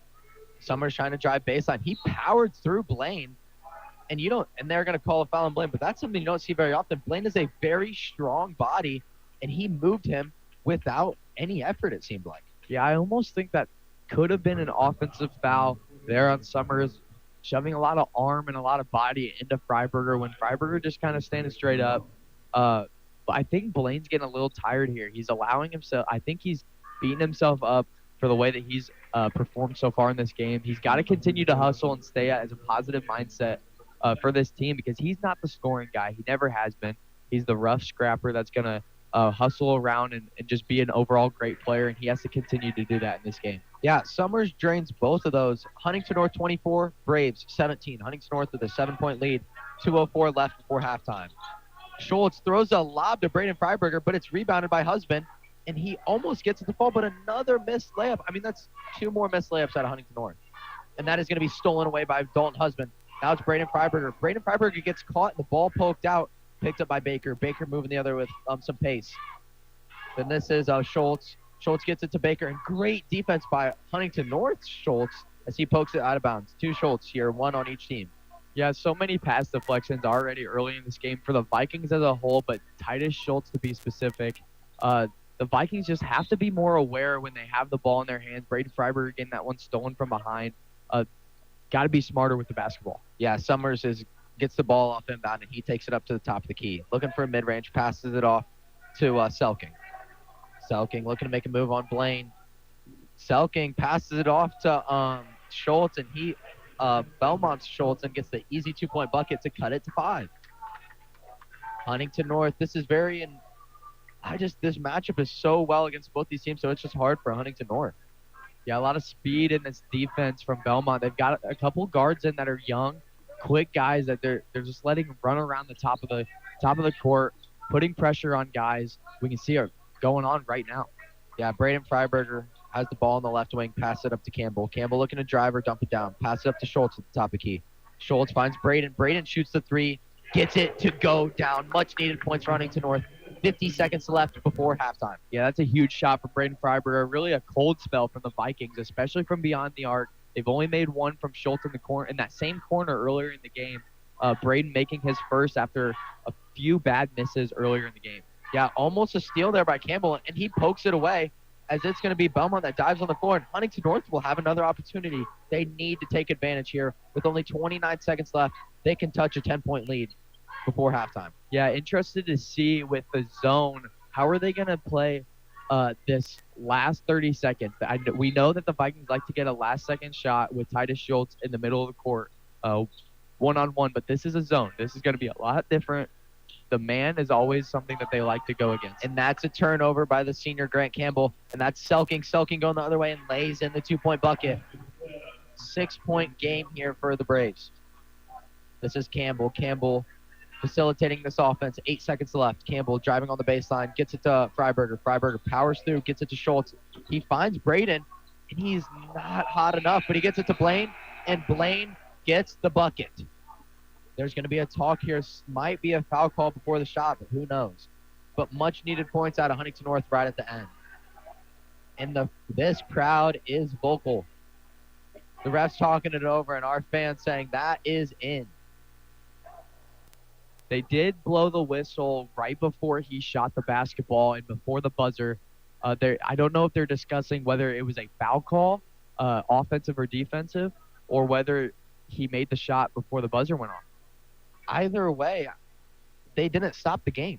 They allowed the play to continue, so I think you give them the points. So that's something, it could be said as an inadvertent whistle, and that's still Huntington North points, but there's no way you can call those points off. I mean, they did not stop that game. Yeah. And that ref didn't blow his whistle loud at all either. Yeah, long conversation going on. Seems they've made a decision. And the Bellmont fans are on their feet because they're going to get a no goal. And Huntington North is booing this referee squad. Yeah, it's going to be a foul on Blaine Freiberger. Now he is at his 3rd foul of the game. Fairly unfortunate there for the Vikings. Coach Thompson not exactly happy about this call. And rightfully so. I mean, they didn't stop the game. I don't know how you can call a foul that late with that much conversation. And they're going to allow 2 free throws here for the Bellmont Braves. I don't know. They must back on. I guess we're gonna find out, but the Braves gonna get 2 free throws here from Selking because of they are in bonus before the half ended. Blaine Freiberger with the offensive foul, and Selking's at the free throw line with 1 second left on the clock. And unfortunately, Selking's a great shooter, so he's gonna make that first. But I'm not even sure. Did they know who the foul was on, or did they get to pick Selking? I mean, I don't know. I feel like that's not where he was. But Selking is getting the free throws, and he misses the second. 0.5 seconds left, and that will send us into halftime. Huntington North with a 5-point lead. Yeah, it's a rough end of the quarter there for the Vikings. Had a pretty solid lead, up by 11 or 12 points. But couldn't hold it. They were struggling to stay in front. They were struggling to take care of the basketball, and they just unfortunately could not make it by the end of the half to stay up by a lot. They ended the first quarter up by 9, and now just up by 5 with a couple guys in foul trouble. Very unfortunate for the Vikings in the end there, but the Braves are starting to make a little bit of a comeback. They started making shots, hitting a couple 3-pointers there in the second quarter. And getting to the free throw line has been huge. They've made a lot of free throws here already in this game. Yeah, one thing you got to give credit to the Braves is how composed they are. I mean, they are not – this isn't a team that panics. And a lot of teams against this Huntington North defense, you see the pace really picks up and they start to panic. That's not what we saw out of Bellmont. And you got to give them where credit's due. I mean, they clawed back 4 points to cut it from 9 at the end of the first to 5. Yeah, it's a great job from the Braves there in the second quarter. They have to stay hot, continue to shoot the ball well in the second half if they want to continue to compete in this game. Just down by 5, that's a huge number. I think the Braves are very happy with that number going into the half. Obviously, they want to be winning in this game, but not being a team with a phenomenal record on the year, they're gonna be okay with where they're at. They're gonna rely on themselves to claw back and win this game in the second half. Yeah, we'll be back after this week's episode of Commissioner's Corner with IHSAA Commissioner Paul Nadig. You're listening to Huntington North Viking Basketball and Viking Radio, 91.9 WVSH. Brought to you by Nove Corporation and Ridge Roofing Systems.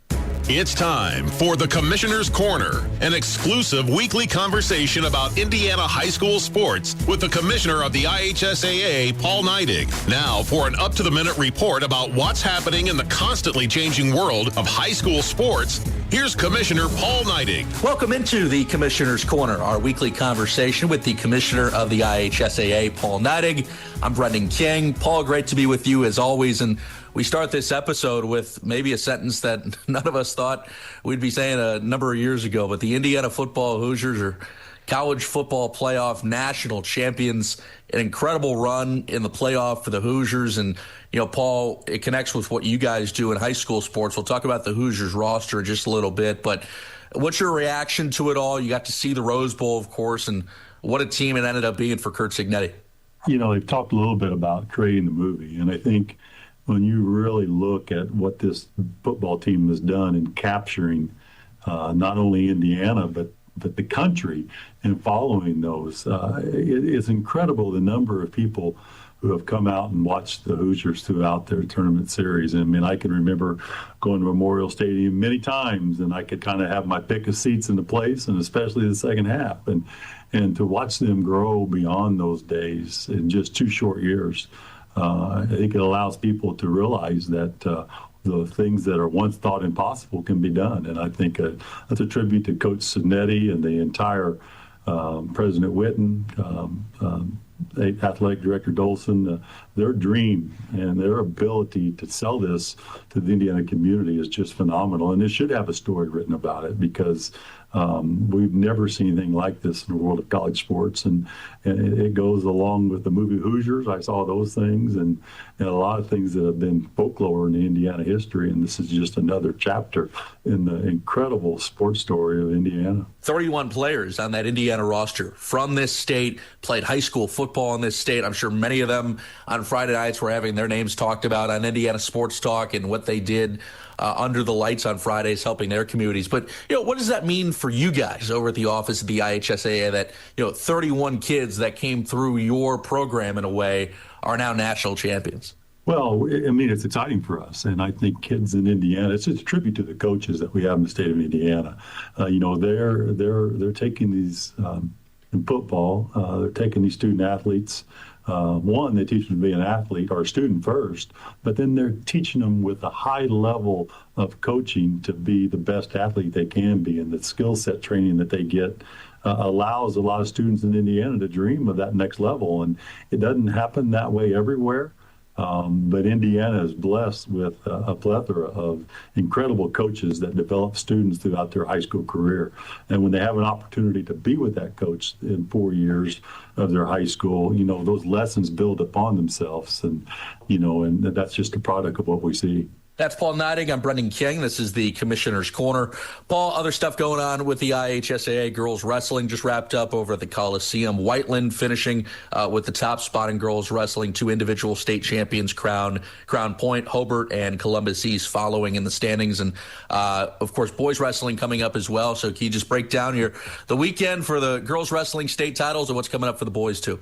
Well, girls wrestling was a great weekend, and we saw a significant amount of growth in one, not only the quality of wrestling in its second year of state championship participation, but in the number of fans. I mean, we were up almost 1,000 fans this past weekend over the previous year, this past Friday. And so that's exciting. And we knew girls wrestling would continue to grow. The fan base loves their sport, and we're excited about it. And then we turn right around the corner.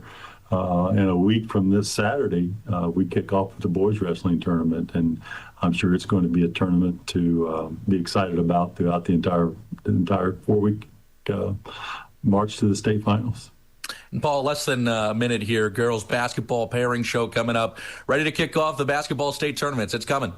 It is. It's time, and we're excited about it. A lot of great girls basketball being played in this state, and Assistant Commissioner Jane Schott does a great job as a former high school basketball coach and player at Purdue of really celebrating girls basketball in a proper way in this state.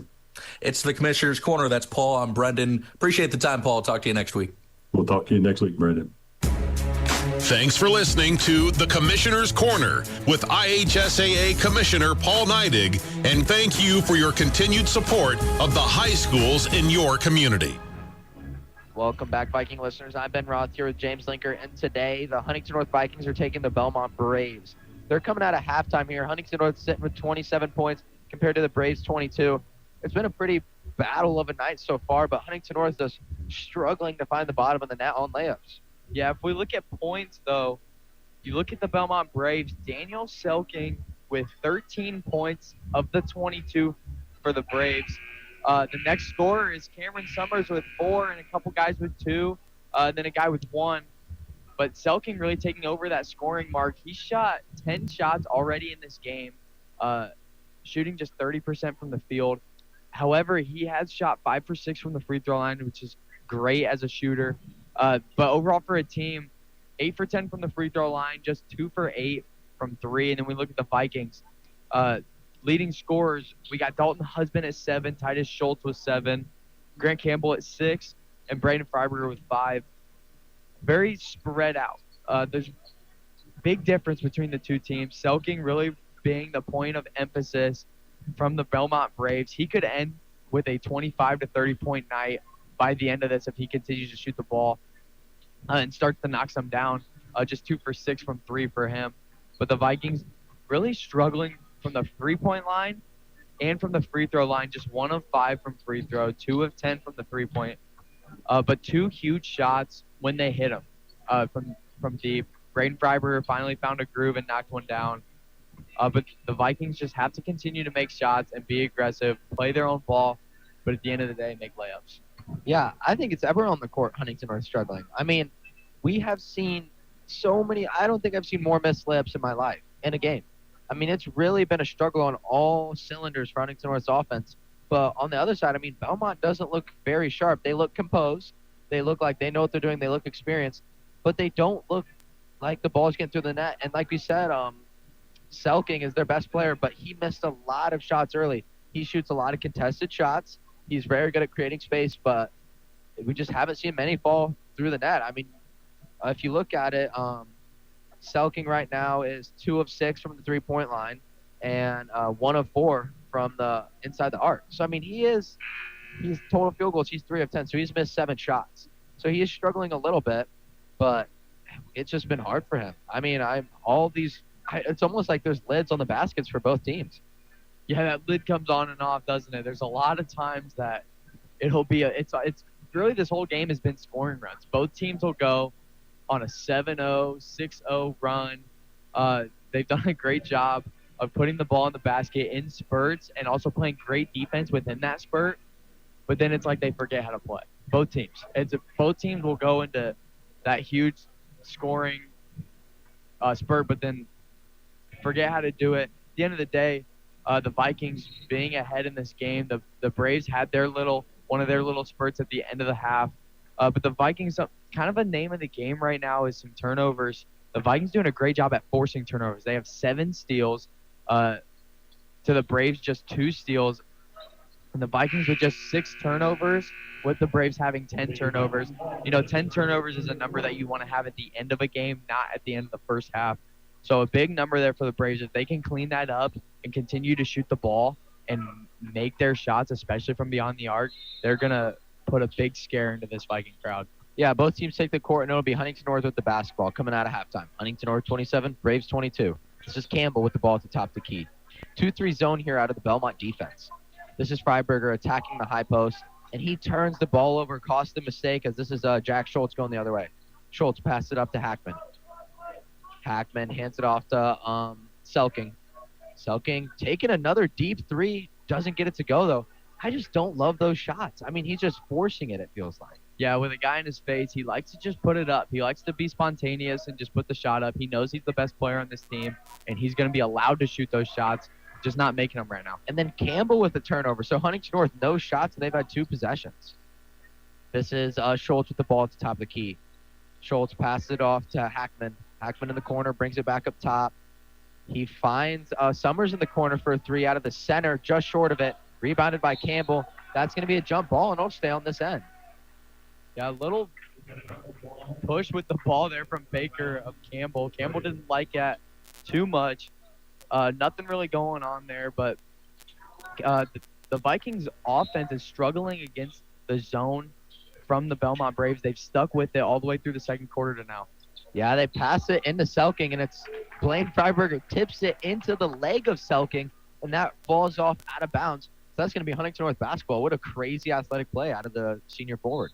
Yeah, the Vikings doing a great job of just getting their hands on the ball when they are on defense. Pass deflections and steals have been the name of the game for them. Braden Freiberger, wide open 3 in the corner, and he drains it. Just a little miscommunication out of the zone defense. Really finds an open shot and a big-time 3 for Huntington North. Very much needed. Yeah, huge pass there from Schultz and a huge three-pointer. Selking driving, hands it off to Schultz for a great tag team play there for the 2-point bucket. Way to respond. This is Grant Campbell now with the ball at the top of the key. Gets it off to Schultz. Schultz over to Freiberger. Freiberger back to Campbell, top of the key. Huntington North still struggling. They get it to Freiberger again, and he just rims it in and out. Rebounded there by Schultz. Yeah, great wide open shot from Braden Freiberger. Was in rhythm, in and out. Couldn't quite get it to fall. Rattles around the rim. Yeah, this is now Hackman with the ball at the top of the key, guarded by Titus Schultz. Hackman kind of struggling here. He hands it off to Selking. Selking, another deep 3, and he misses that one as 2. I don't see the point of these shots he's taking. But this is Summers now. Summers in the corner. He passes this one up to Selking. Selking, a little mid-range. There, he finally gets one to go in, and he puts up a celebration. But it's like, dude, you've missed about 10 shots. Yeah, he's struggling from beyond the arc, but found a spot there close with a little floater and a great shot from him. Braden Freiberger in the corner for yet another 3, in and out. I mean, he is so close to having 20 points right now, but the balls are just rimming out for him. Yeah, he's had a lot of great open looks. It looks very in rhythm, doing a great job. The Vikings are doing a great job at finding him for those open looks, just not getting him to fall. Braden to Blaine, and Blaine lays in the and one. What a layup, kind of fadeaway shot for the kid. It was inbounded by Braden Freiberger into his brother right around the NE8, right in the middle of the free throw lane. And he just puts it in over top his defender. Yeah, Blaine Freiberger finally going to find a little bit of a rhythm, gets one to fall. Don't know, I think the only layup he made earlier in this game was the tip around the basket off of a Dalton Husband miss, but great job by Blaine and Braden on that play. Missed free throw there, but it's a scuffle on the ground for this basketball, saved by Campbell. Huntington North had a chance at a 4-point play. This is Schultz driving baseline. Schultz powers through, and Huntington North will get the rare 4-point play. Yeah, Schultz just used his body against a bigger Bo Baker down in the paint. Great job from Schultz. Gets a little flex on him, showing him up, knowing that he just made a big play. Yeah, Selking looking to make a move, little acrobatic layup, and he gets one to fall there. That seemed like luck, but it falls through the net. Yeah, that's an unreal play there from Selking. He looks a little bit shaken up after hitting the ground on that one, but that's a great shot from him. Titus Schultz, deep 3, and he gets it to go. What a deep shot. Huntington North 37, Braves 28, 4:40 left in the third quarter. Schultz feeling it a little bit, just letting that one fly. Loved the shot, felt good, and got it to fall. Selking forced another 3, doesn't get it to go. I mean, I don't understand it. It's not AAU ball. Schultz making a move, is blocked, and it's going to be a foul on the ground. But, again, we just saw Selking. I'm sorry, he will get a pair of shots. But once again, Selking, I mean, I just don't understand that. If I'm a coach, he's got to come out. He is forcing 3 after 3, and I feel like it's hurting this team. Yeah, he's struggling from beyond the arc, but he knows he's their best player, and he likes to continue to shoot those shots. You know, his last game, we were told that he had 8 3-point makes in that game, which is a phenomenal game for anyone. But coming from the best player of this Bellmont team, a sophomore at that, maybe a little bit immature, just wants to shoot the ball, knows that he can make it. But tonight, he's got to find something else that he can do. He's made a couple floaters and shot a couple of mid-ranges that look really good. He's got to get back to that, not allow himself to get buried into the three-point land. Yeah, big switch here as Isaac Baker will check into the game. So Isaac Baker sitting around 5'10", will check into the game for 6'5" Bo Baker. So big change here. Huntington North should attack this post. This is going to be Hackman. Hackman passes it out to Selking as he finally gets one to fall. Yeah, something you can notice from Selking, he's made the open looks. He's made it when he's in rhythm, catch and shoot. But when he's off the dribble and wants to just put it up, he's not even close. He's got to continue to get the open shots and the ones that are good for the team. Yeah, this is Titus Schultz on the left wing. He dumps it down to Husband. What a pass. What a pass down to Dalton Husband for the 2-point play. Huntington North 40, Braves 31. Huntington North with a 9-point lead. Yep. Selking, deep three. Doesn't get it to go, but that is just such a forced shot. And that's going to be sent away with Huntington North as Summers, little hook and hold there on the box out. Yeah, we see it again. I just said it. Selking's got to find a rhythm. He can't just force these shots. Even when, he's taking shots that are like a heat check in times when he just needs to be in rhythm and find open looks. Just being down by 9, though, they're going to stay in this game. Campbell drops the defender, shoots the mid-range. Great highlight play there. Yeah. Grant Campbell with that jumper. He's made one already earlier in this game. Same spot on the other side of the court, that right elbow. It's a great in-rhythm shot for him, being a long guard who can get to a spot and knows what he wants. Great shot from him. Yeah, and that'll force a timeout here by the Braves. Huntington North with an 11-point lead.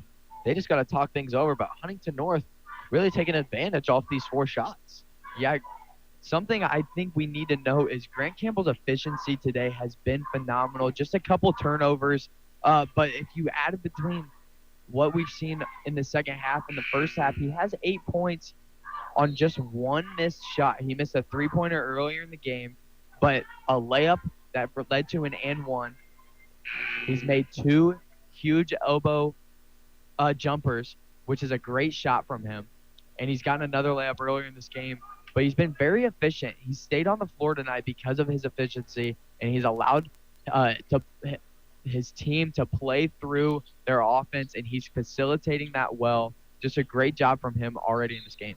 But beyond his shooting efficiency, his presence on this offense, just setting up these plays, making some great passes, has been astounding tonight. This will be Braves ball. It's Selking once again. Selking being double-teamed, pass it off to Summers. Summers, mid-range shot, missed. Rebounded by Braden Freiberger. Freiberger moving the other way. It's like a 1-on-5 here. He passed it up to his brother, and that'll set up Huntington North offense. Titus Schultz, top the key. 2-3 zone here out of Bellmont. 3:09 left in the third. Schultz passed it off to Campbell. Campbell back to Schultz. Schultz back to Campbell. Back over to Braden Freiberger. They find Husband in the post. Husband loses possession, rebounded or picked up by Braden Freiberger.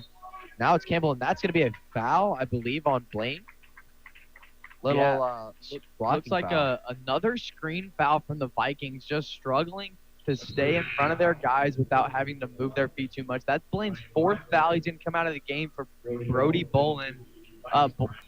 That's a good move, obviously, by a coach when your guy's got 4 fouls. He trusts in his guy, but Blaine just struggling to stay out of that foul column. Yeah, and we won't see him until the last 5 minutes. He'll get some rest now. But this is Baker. Baker at the top of the key. Passes it off to Bo Baker. Bo Baker over to Hackman. Hackman kind of driving, passes it out to Baker in the corner. Baker, little floater here as he misses it. Rebounded by Bo Baker. Bo Baker passes it off to Hackman. Selking there with an acrobatic layup. And he's somehow found a groove here after all those missed shots early. This is Schultz. Schultz, deep 3, just short. Gets his own rebound and continues to play and misses that as well. Gets his rebound once again, and that's poked out of bounds. And that's just a bad call. Huntington North called, tipped out of bounds, and that'll be Bellmont Braves basketball. Yeah, a couple bunnies missed from the Vikings. Schultz followed his shot very well. Got a little running layup, couldn't get it to fall, but then Braden Freiberger with the tip also couldn't get it to fall. And unfortunately for the Vikings, it's going the other way. Yeah, Selking picks up his basketball at half court, something he shouldn't do in the corner. He finally gets it off to Summers, though. Summers attacking the top of the key. Summers looking for Selking on the other end, and Selking lays in the 2-point bucket, and he's hot here. So, folks, once he's hot, you got to keep him in check. Huntington North needs to crack down on him because they're clawing back. Huntington North with only a 7-point lead. Braden finds Husband in the paint. Husband lays in the 2. Doesn't get it to go, though. Rebounded by the Braves.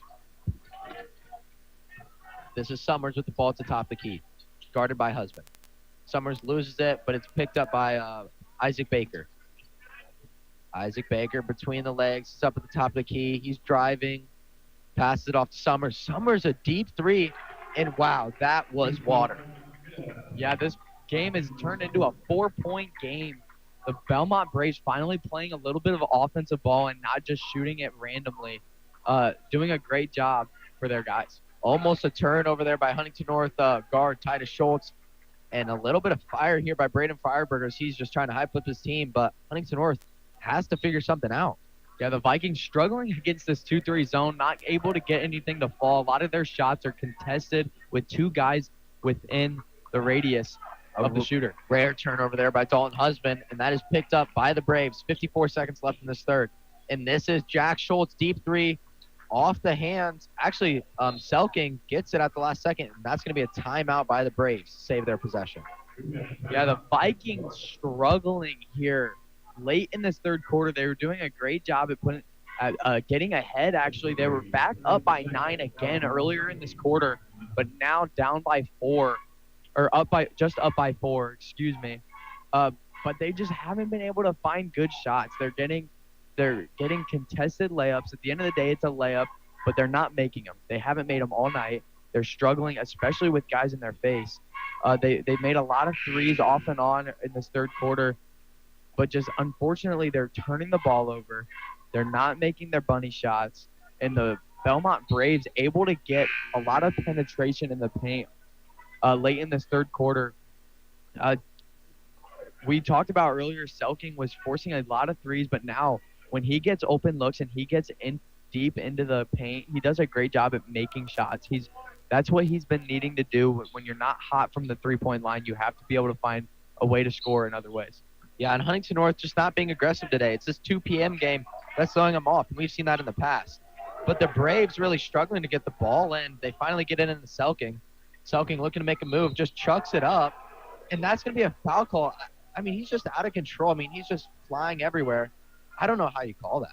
You know, something that was missed on the inbound pass, the Bellmont defender started running the sideline, which is something that has never been something that you can do. You can run the baseline after a score, but only after a score. The Vikings fans didn't love that, and I agree. I think that's something that you have to see. You can't miss something like that, especially in a close game like this. But Selking drew the foul. It's a great take again by him, and he's going to be at the free throw line after he makes the first. And Huntington North scared here late in this game. Only a 2-point lead as Selking drains both of those. Huntington North 42, Braves 40. 43 seconds left in this third. This is a huge possession here for the Vikings. Got to find a way to put points on the board. I'm looking to see a three-pointer out of Titus Schultz really shut down this momentum. Braden Fryberger gets it over to Grant Campbell in the paint. Campbell back up, 29 seconds. Titus Schultz, top of the key. Gets it over to Campbell. Huntington North struggling to get this ball open to an open shot. Then it's Braden Fryberger, big-time three. Doesn't fall, though. Rebounded by Selking. Selking gets a great inbounds pass, and that's going to be a turnover there for the Braves. Dalton Husband pass it off to Schultz. Schultz puts in the layup, gets the and one. Huge momentum swing for Huntington North as Huntington North fans are on their feet after a great play out of the junior. Yeah, what a call by you. You said, I want a three-pointer from Titus Schultz, huge, and he gets a three, but he gets this third point opportunity at the free throw line. 3-point play opportunity here for Titus Schultz. The Vikings have to be able to utilize their defense and their steals as offense right now. The half-court offense is very struggleful right now with that 2-3 zone look that the Bellmont Braves are giving them. You have to continue to find open looks off the fast breaks. Yeah, Selking, only 8 seconds left. Time's ticking. He's full court press.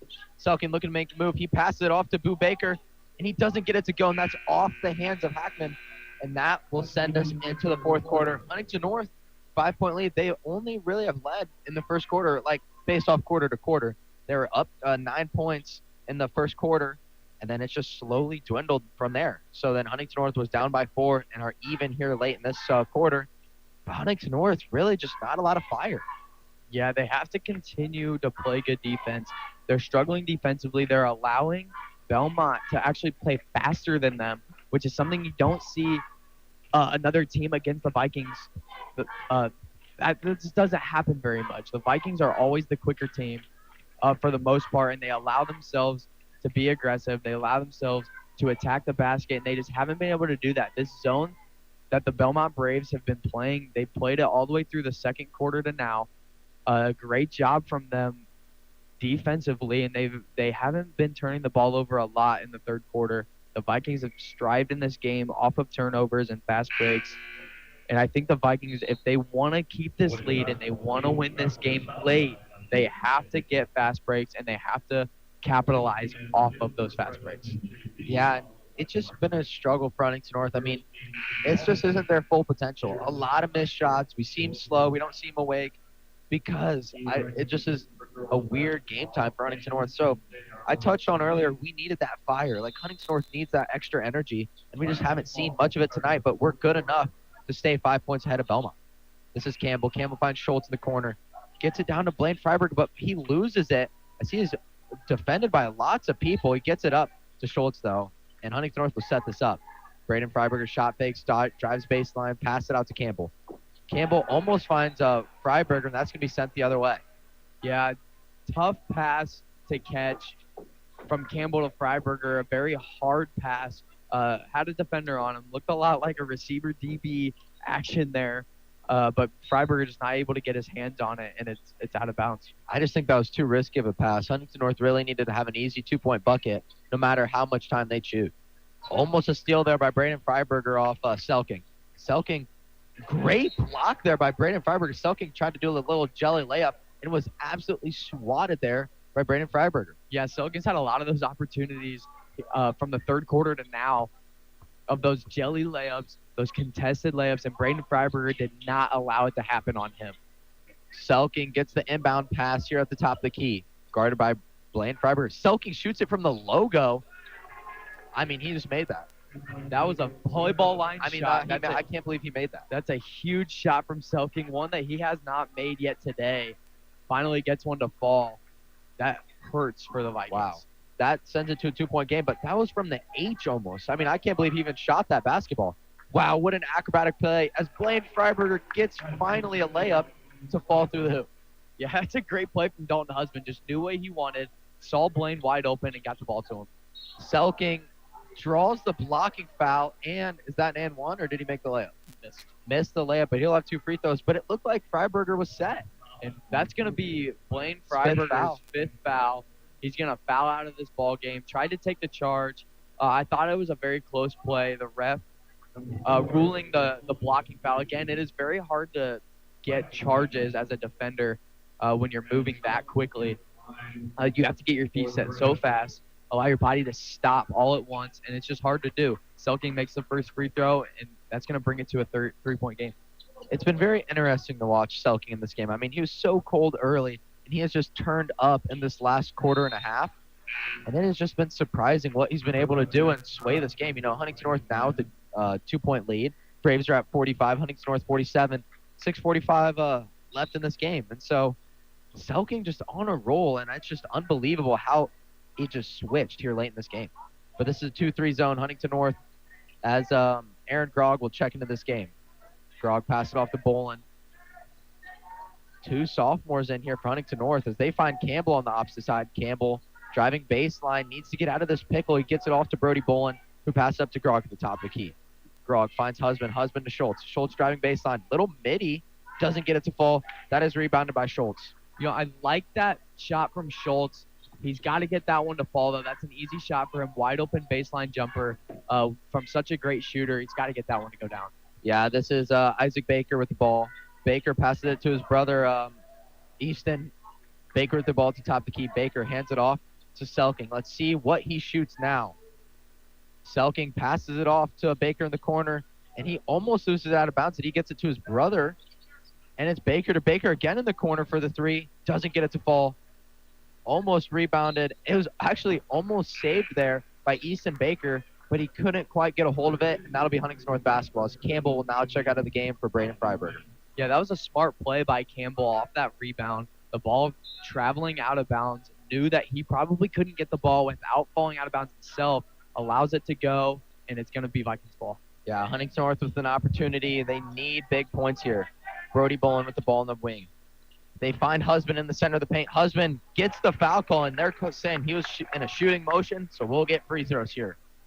Yeah, that's a great move by Dalton Husband. Something that I've noticed in this game is there hasn't been a lot of foul calls on layups between both teams. A lot of ball that the refs are allowing to be played. They're saying a lot of blocks are happening, which is completely fine in my opinion. I think you have to let the guys play, allow them to be aggressive. There's a lot of physical guys on this basketball court. Just continue to let them make plays and be athletes. Yeah, crucial miss there for Dalton Husband. Huntington North still with a 2-point lead. Huntington North 47, Braves 45, 5:30 left.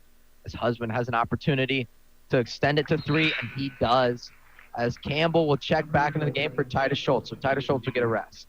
Yeah, I think that's a good move by Coach. Allow Titus to just get a little bit of a rest before the end of this game. He's played a lot of this game. I don't know that he's come out more than 1 to 2 times previously to now, but the Vikings have to be able to stay ready for this late game action. Yeah, Easton Baker just kind of going solo here as he goes coast to coast, but it's denied by Campbell. What a block out of the senior guard as he just swats that ball away. He then finds Braden Freiberger. He shot fakes, gets it back up to Campbell, top of the key. Huntington North really needs to make a bucket here, extend this to 5. They get a 3, though. Braden Freiberger, and it is airballed on the other end. I have not seen that out of the sophomore all year long. He's been pretty good beyond the arc. They get it to Baker, but Baker, it slips right through his hands, and he was upset. He had an opportunity out of layup, just couldn't quite hold on to that basketball. Yeah, it's a missed opportunity from the Braves. Could have brought this game to a 1-point game. Now the Vikings have to score on this possession and extend this lead to more than 1 possession. Yeah, and we're looking at a 1-3-1 zone here as they get it over to Braden Freiberger. They get it in a Dalton Husband in the middle, and a rare 3 out of the sophomore guard, Grog, as Campbell gets the rebound and doesn't get it to fall, and another rebound that doesn't fall for Huntington North. Just missed layups. Then this is Selking weaving, Selking shooting, and I can't believe that just went in. I mean, it's just like every single thing a coach says not to do is what this kid has done, and it goes in. Yeah, he has easily, I mean, that was a hideous shot. He has easily 25 points already in this game. He's keeping them in this ball game. He is their entire offense. He's done everything for this team. Not even going to his other guys. He's just scoring himself. He has no will to pass the ball if he thinks he has a shot. And at this point, it's working for him. He's making his shots. He's making acrobatic layups, contested 3-pointers. He made a 3-ball from the volleyball line. Just an incredible player who's just betting on himself and doing a great job at keeping his team in this basketball game. It's almost impressive how bad the shots look and how they somehow go in. I mean, you just got to credit the kid. I mean, he is shooting some acrobatic shots that are falling through the hoop. And like I said with Dalton Husband, he creates his own luck. I mean, he has obviously practiced very, very hard on these hard opportunities, and he's getting them to go. So Huntington North only a 1-point lead. Huntington North sitting at 48 points compared to Bellmont's 47. 4:27 left in this contest. The difference has been layups for Huntington North. I mean, we can't get anything to fall through the hoop. I mean, it's just Huntington North struggling to score. At the end of the game, we'll get a shooting percentage, but for Huntington North now, it's not been great. Yeah, they have to find a way to just get shots to fall, and they need to start taking care of the basketball. This zone is getting the best of them. It has in these last 3 quarters. Making shots is what it's going to take for them. Yeah, Braden Freiberger with the ball in the left wing, wide open as he's going to shoot it. And finally, Huntington North gets one to fall. Much needed points as Huntington North extends it to 4. This is going to be Easton Baker with the ball for the Braves. Baker passes it off to Selking. Selking running around, looking to get a shot. He gets it off to Baker. This is Isaac Baker, top of the key, guarded by Schultz. Gets it off to Easton. Easton Baker finds Selking. Selking with a long 3. Doesn't fall. Rebounded by Husband. Huntington North an opportunity to extend this to 7 points if they can. This is Campbell over to Braden Freiberger. Schultz. Huntington North moving this one quickly. Braden Freiberger shot fakes. I think he should have taken it. He doesn't, though. It's Titus Schultz. Huntington North moving this ball quickly, trying to tire out this Braves defense. Braden Freiberger has some space every time he touches the basketball. I'd love to see him shoot it one of these times. He shot fakes, trying to dump it down to Husband, doesn't find it. Brody Bolin flashes to the high post. Can't find him either. Campbell with the ball at the top of the key for Huntington North. Schultz on the right wing. Huntington North wasting time. I mean, this isn't bad. Campbell, top of the key. Campbell driving, brings it back out. And that is going to be a foul there out of Isaac Baker. And Huntington North will take this one out of bounds. Yeah, the Vikings easily wasted 40 seconds to a minute off of that clock just on that possession.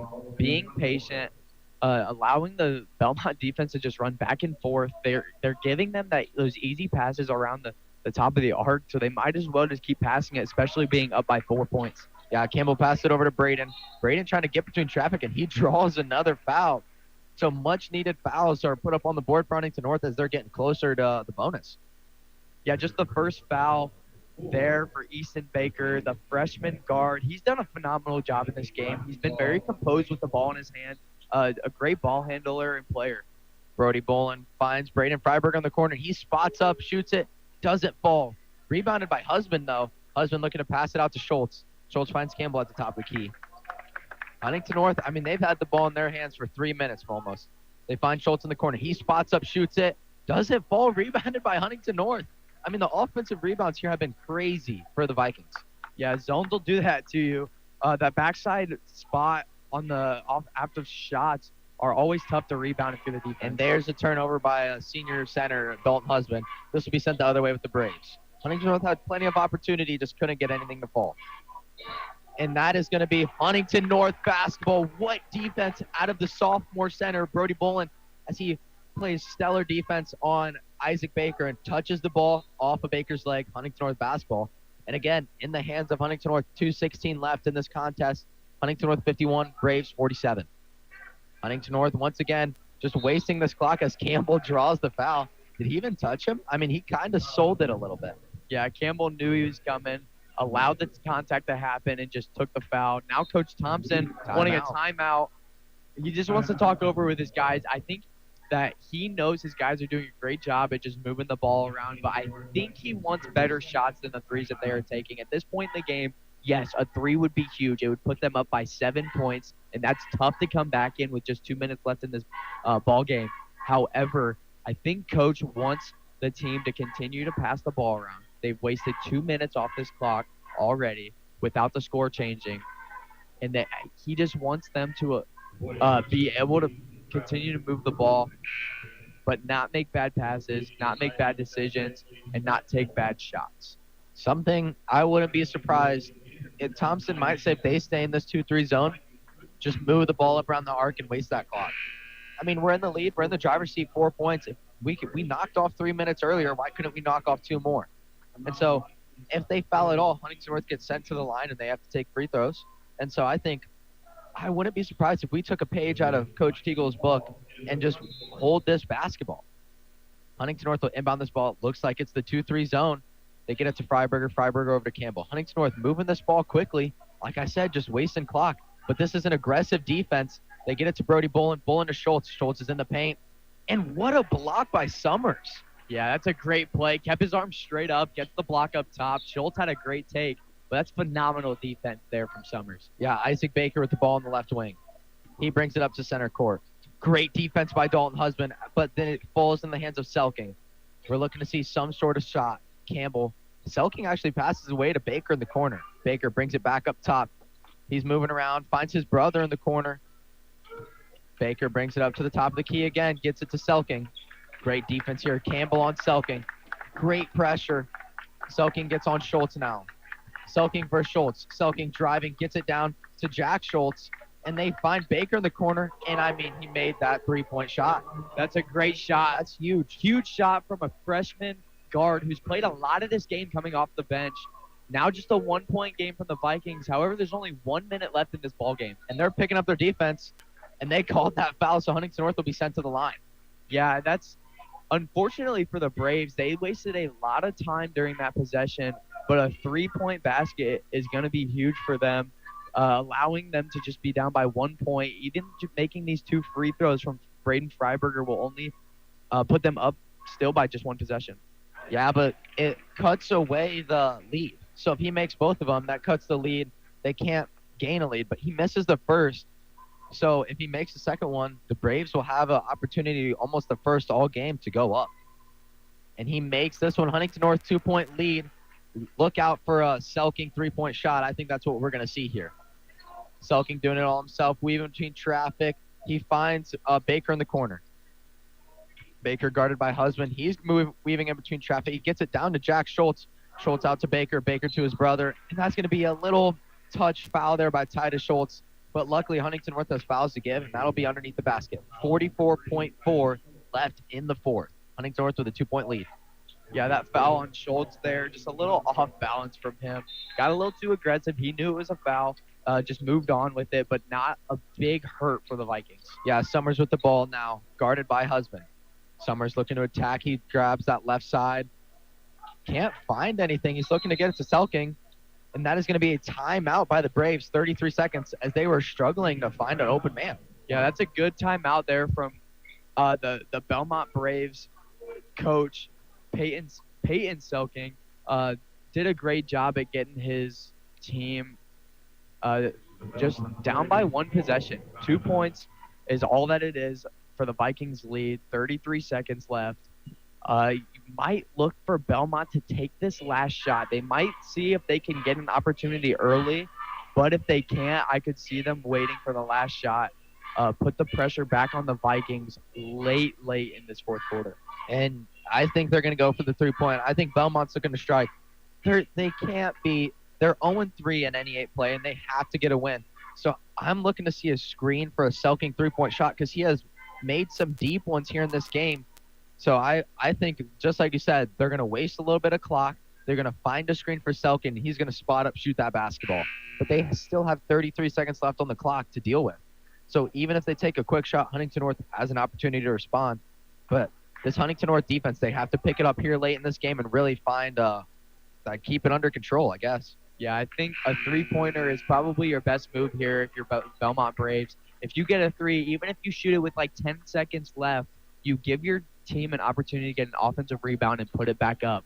And at the worst case, you score those 2 points and you tie the game and take it to overtime. Yeah, 33 seconds left. Huntington North 2-point lead. They get it into Selking in the backcourt. Campbell stumbles a little bit, but gets back on Selking. Campbell, great defense here. And that's going to be a foul on Campbell. I'm not sure about that. Yeah, I thought that was great defense there from Campbell. I think both of the guys kind of just fell into each other a little bit, and it's going to end up being a foul on Campbell. It's just Campbell's first. The Vikings only have 3 fouls, and the ball stays with the Bellmont Braves. Campbell sticks with Selking in the backcourt, sticking with them pretty well. Selking looking to make a move. 20 seconds left. Selking now guarded by Husband. He gets it over to Summers, and this is going to be a wide open 3 for Isaac Baker. Doesn't fall. Rebounded by Huntington North. This is Braden Freiberger. He passed it off to Schultz. Time sticking 8 seconds as Schultz is tackled to the ground. That could be a flagrant. I'm not sure, though. I don't think it will be. I think that foul was a little less than what it looked. A lot of bodies on the ground by the end of it. But Schultz did a great job at covering that basketball and allowing himself to get to the free throw line here with just 8 seconds left. That's the 4th foul there on Jack Schultz. With just 8 seconds left, unless this game somehow goes to overtime, that shouldn't be a factor as Schultz makes the first free throw. But Schultz has an opportunity to seal this game. 8 seconds left. He has to just make both, and he did what he had to do with the first one. Drains it. Let's see if he can have that clutch factor, the junior that has been crucial for Huntington North all season in the last couple years. And he makes the second Huntington North 4-point lead, and that could be it.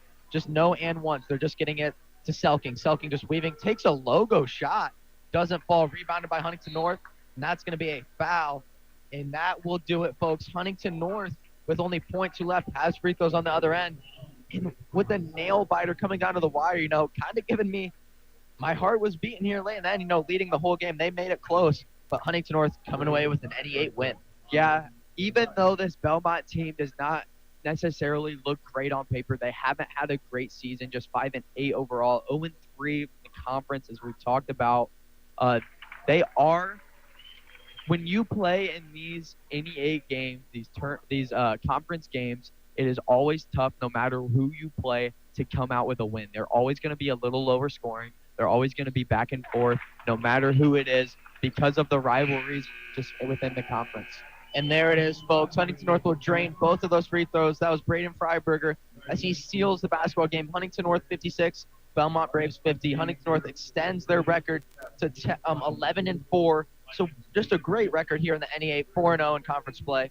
And here on the other end, Bellmont Braves takes a loss. That drops them to 5-9 on the season. Yeah, great showing from the Vikings. They had a little bit of a shaky end there.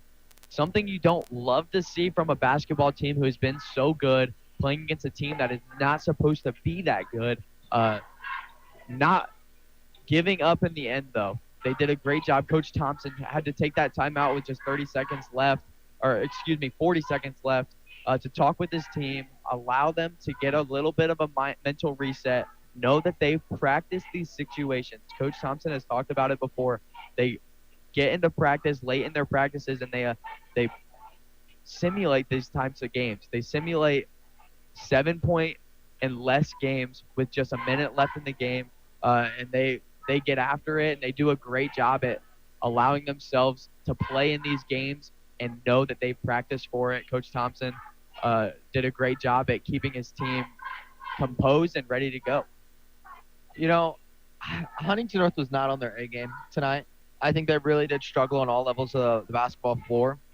But you might have to credit that a little bit to the game change. You know, this was supposed to be a late night game. It came to 2 o'clock, and Huntington North just didn't have that fire. We talked about earlier that, get people that have a week to kind of prepare, they kind of lose their edge a little bit. And Huntington North wasn't aggressive tonight, but because their talent is so much higher than what this Bellmont team is, they were able to come with a 6-point win. But I think if this is a Tuesday night and the Huntington North's been in a rhythm, I think it could have been a much different game. But Huntington North did seal it here late in the game. A lot of missed opportunities on layups, a lot of missed opportunities on the free throw line and 3-pointers. You know, Huntington North just struggled, but they struggled enough to come away with the win, I guess. Yeah, looking at the stat sheet here, we'll start with the Braves. Daniel Selking, we talked about him all game, was very up and down, ended with 33 points. Next up was Cameron Summers with just 7. But wow, what a showing from him. He's a young kid who has had a great season. And he's just, 33 points is unreal. Ended with 4 of 14 from the 3-point, from the arc, and 10 of 24 overall. Had he made a lot more of those shots, could have been a lot scarier than it even was for the Vikings already. Yeah, it just felt like he went very cold there in the first half of the game. At halftime, I guess he did have 13 points, but it didn't feel that way. It just felt like Selking was cold, and then all of a sudden he just flipped a switch. That switch flipped right away, and he went hot. And, Huntington North, they just got scared of him. They had to really lock down their defense, over-focus on him, and when everyone's focused on one player, it opens opportunity for others. And, Bellmont took advantage of that, and they started to claw back. They never did have a lead in this game. Huntington North controlled it for all 32 minutes of basketball, but it was close. They really gave us a run for our money tonight. Yeah, and then we look at the Vikings side of the stat sheet. Titus Schultz led the way with 18 points. Braden Freiberger up next with 14 points on 3 3-pointers. Dalton Husband, 10 points. Grant Campbell with 8. Blaine Freiberger with 6. No one else scoring in that game. I think those guys got a majority of the minutes. Each one of them, other than Blaine, who eventually did foul out. But the other 4 starters all played just over 30 minutes in a 32-minute basketball game. That's a lot of time, but I think Coach Thompson knew that they had a lot of rest. He wanted his guys in the game as much as possible, and did a great job at getting them the breaks when they needed, getting his guys to be fully recovered and ready to go for the end of that game, the last couple minutes. Something else to note, Braden Freiberger with the double-double, as well as Dalton Husband with a double-double. Braden Freiberger, 14 points, 11 rebounds. Dalton Husband, 10 points, 10 rebounds. That's a great game between the 2 forwards. Yeah, and that's something I asked Coach Thompson before the game, was the development of Braden Freiberger. I just asked him, this is a sophomore that has really stepped up for this program. We said that Titus Schultz and Dalton are really the key leaders, but that the position that Braden Freiberger has filled is ginormous. Just scoring alone, he is always in that 2 or 3 spot, or at least in the top 3, or top 4. And so he just does a great job and has really stepped up for Huntington North. He was a key puzzle piece. We already have Grant Campbell, who's an amazing guard who puts points up on the board, just like tonight. Grant Campbell with 8.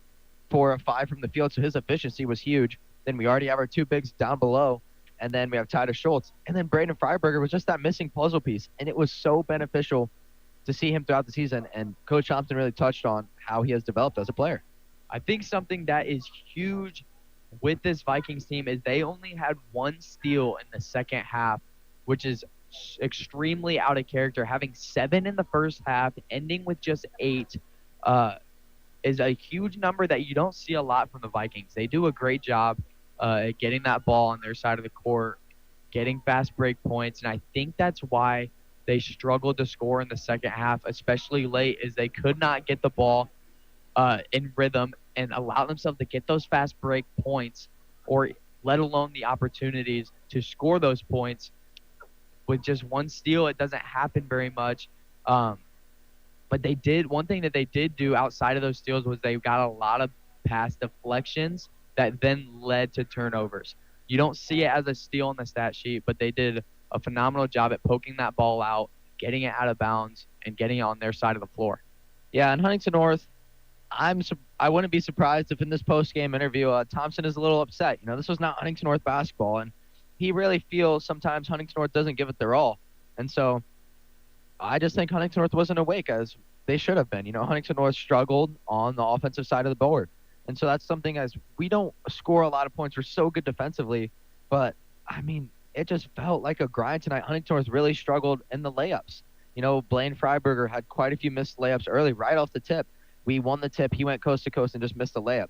So Huntington North shot 38% from the field. And so that is just a struggle. 21 of 54 is just such a struggle. And then if you flip it on the other side, I guess Bellmont only scored 37% from the field. So that's uncharacteristic for both these teams.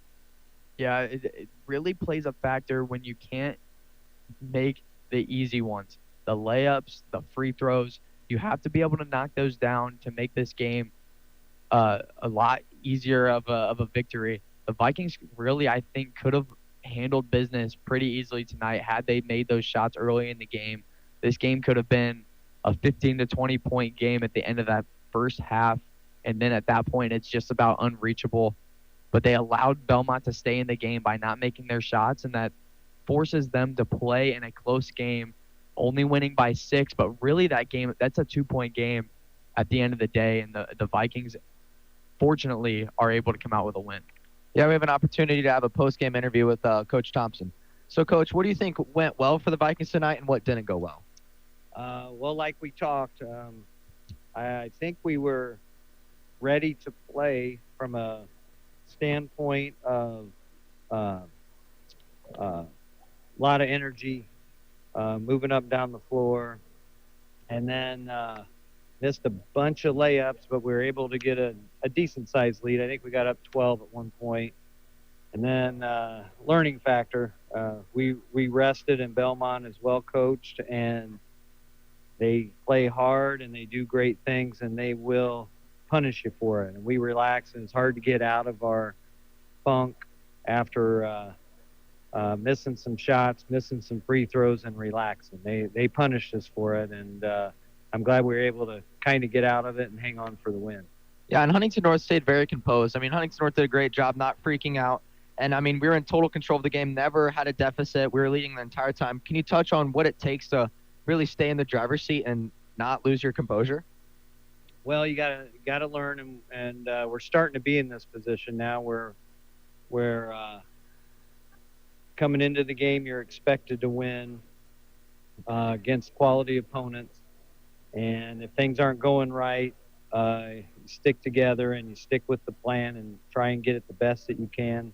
If things aren't going well, still keep doing it, what got you there. And our guys did a really good job of keeping together, nobody pointing fingers at each other, stay composed as a team, and luckily hit our free throws late to finish them off.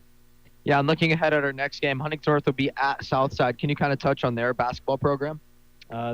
They lost 2 key players in the summer. They're tall post inside, and they have really done a nice job of retooling their team. Nobody's over 5'10", really, but they're quick as grease lightning, and they play stinking hard, and they pick you up full court the whole game. They'll switch their press around from a man run and jump, diamond and one, zone press, 2-2-1, 2-1-2, you name it. So we just got to take our time, play at our speed. Don't let the presses speed us up. And then when we get it in the spot where we want to, just finish. Don't worry about anything. Just finish it and then go back and play some defense. Well, great win tonight. Thank you for this interview, and good luck at your next game. Thank you, Ben. We'll see you guys then. Hi, Jimmy. Hey. Stay warm. Yeah, so Huntington North had a great opportunity tonight. Really had a clutch win against Bellmont to kind of extend this to a 4-0 in the NE8. And, Huntington North tied leading the conference, and that's the first time that Huntington North has been in that driver's seat in a while. We saw a little bit of it last year. Columbia City, we had that big win. But I believe, who did we lose to after that? Northside. Northside. And so Huntington North just big win tonight as they just continue to push forward into the season, sitting at now 11-4. Yeah, I think when you look ahead at the Southside team, Coach noted at it, they're very quick, very athletic. They play extremely hard. At this point in the season, they are a sectional opponent who is going to be probably the toughest matchup for the Vikings. They have to take care of business, play well, at least show to the fans and to the community that they can play in that game, and that'll give a lot of hope for the sectional time, and we can see how far these Vikings can go. Yeah, any 8 fans that aren't Huntington North listening into this game, Belmont's next game will be home versus Leo, so that'll be a nice NE8 matchup going into it. And then for Huntington North, like we said, we'll be at Southside on the 27th, so go down and travel and support the Huntington North Vikings. Thanks for tuning in to tonight's broadcast of Huntington North Viking basketball. Again, the Huntington North Vikings defeated the Bellmont Braves 56-50. I'm Ben Roth, we're Jimmy Linker, and we'll talk to you guys later. Have a great night, Vikings, and be safe with this upcoming snow.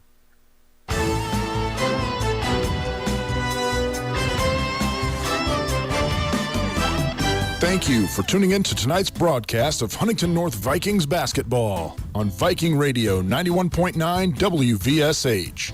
Before we go, we'd like to thank the following sponsors one more time for making tonight's broadcast possible. Pippis State Bank, First Federal Savings Bank, Hartberg Roth Garrett Halverstadt Law, Nove, Rich Roofing Systems, and Wise Guys Downtown. Be sure to tune in all season long for the fast-paced action of Vikings basketball on your Huntington North Sports Authority, Viking Radio 91.9 WVSH.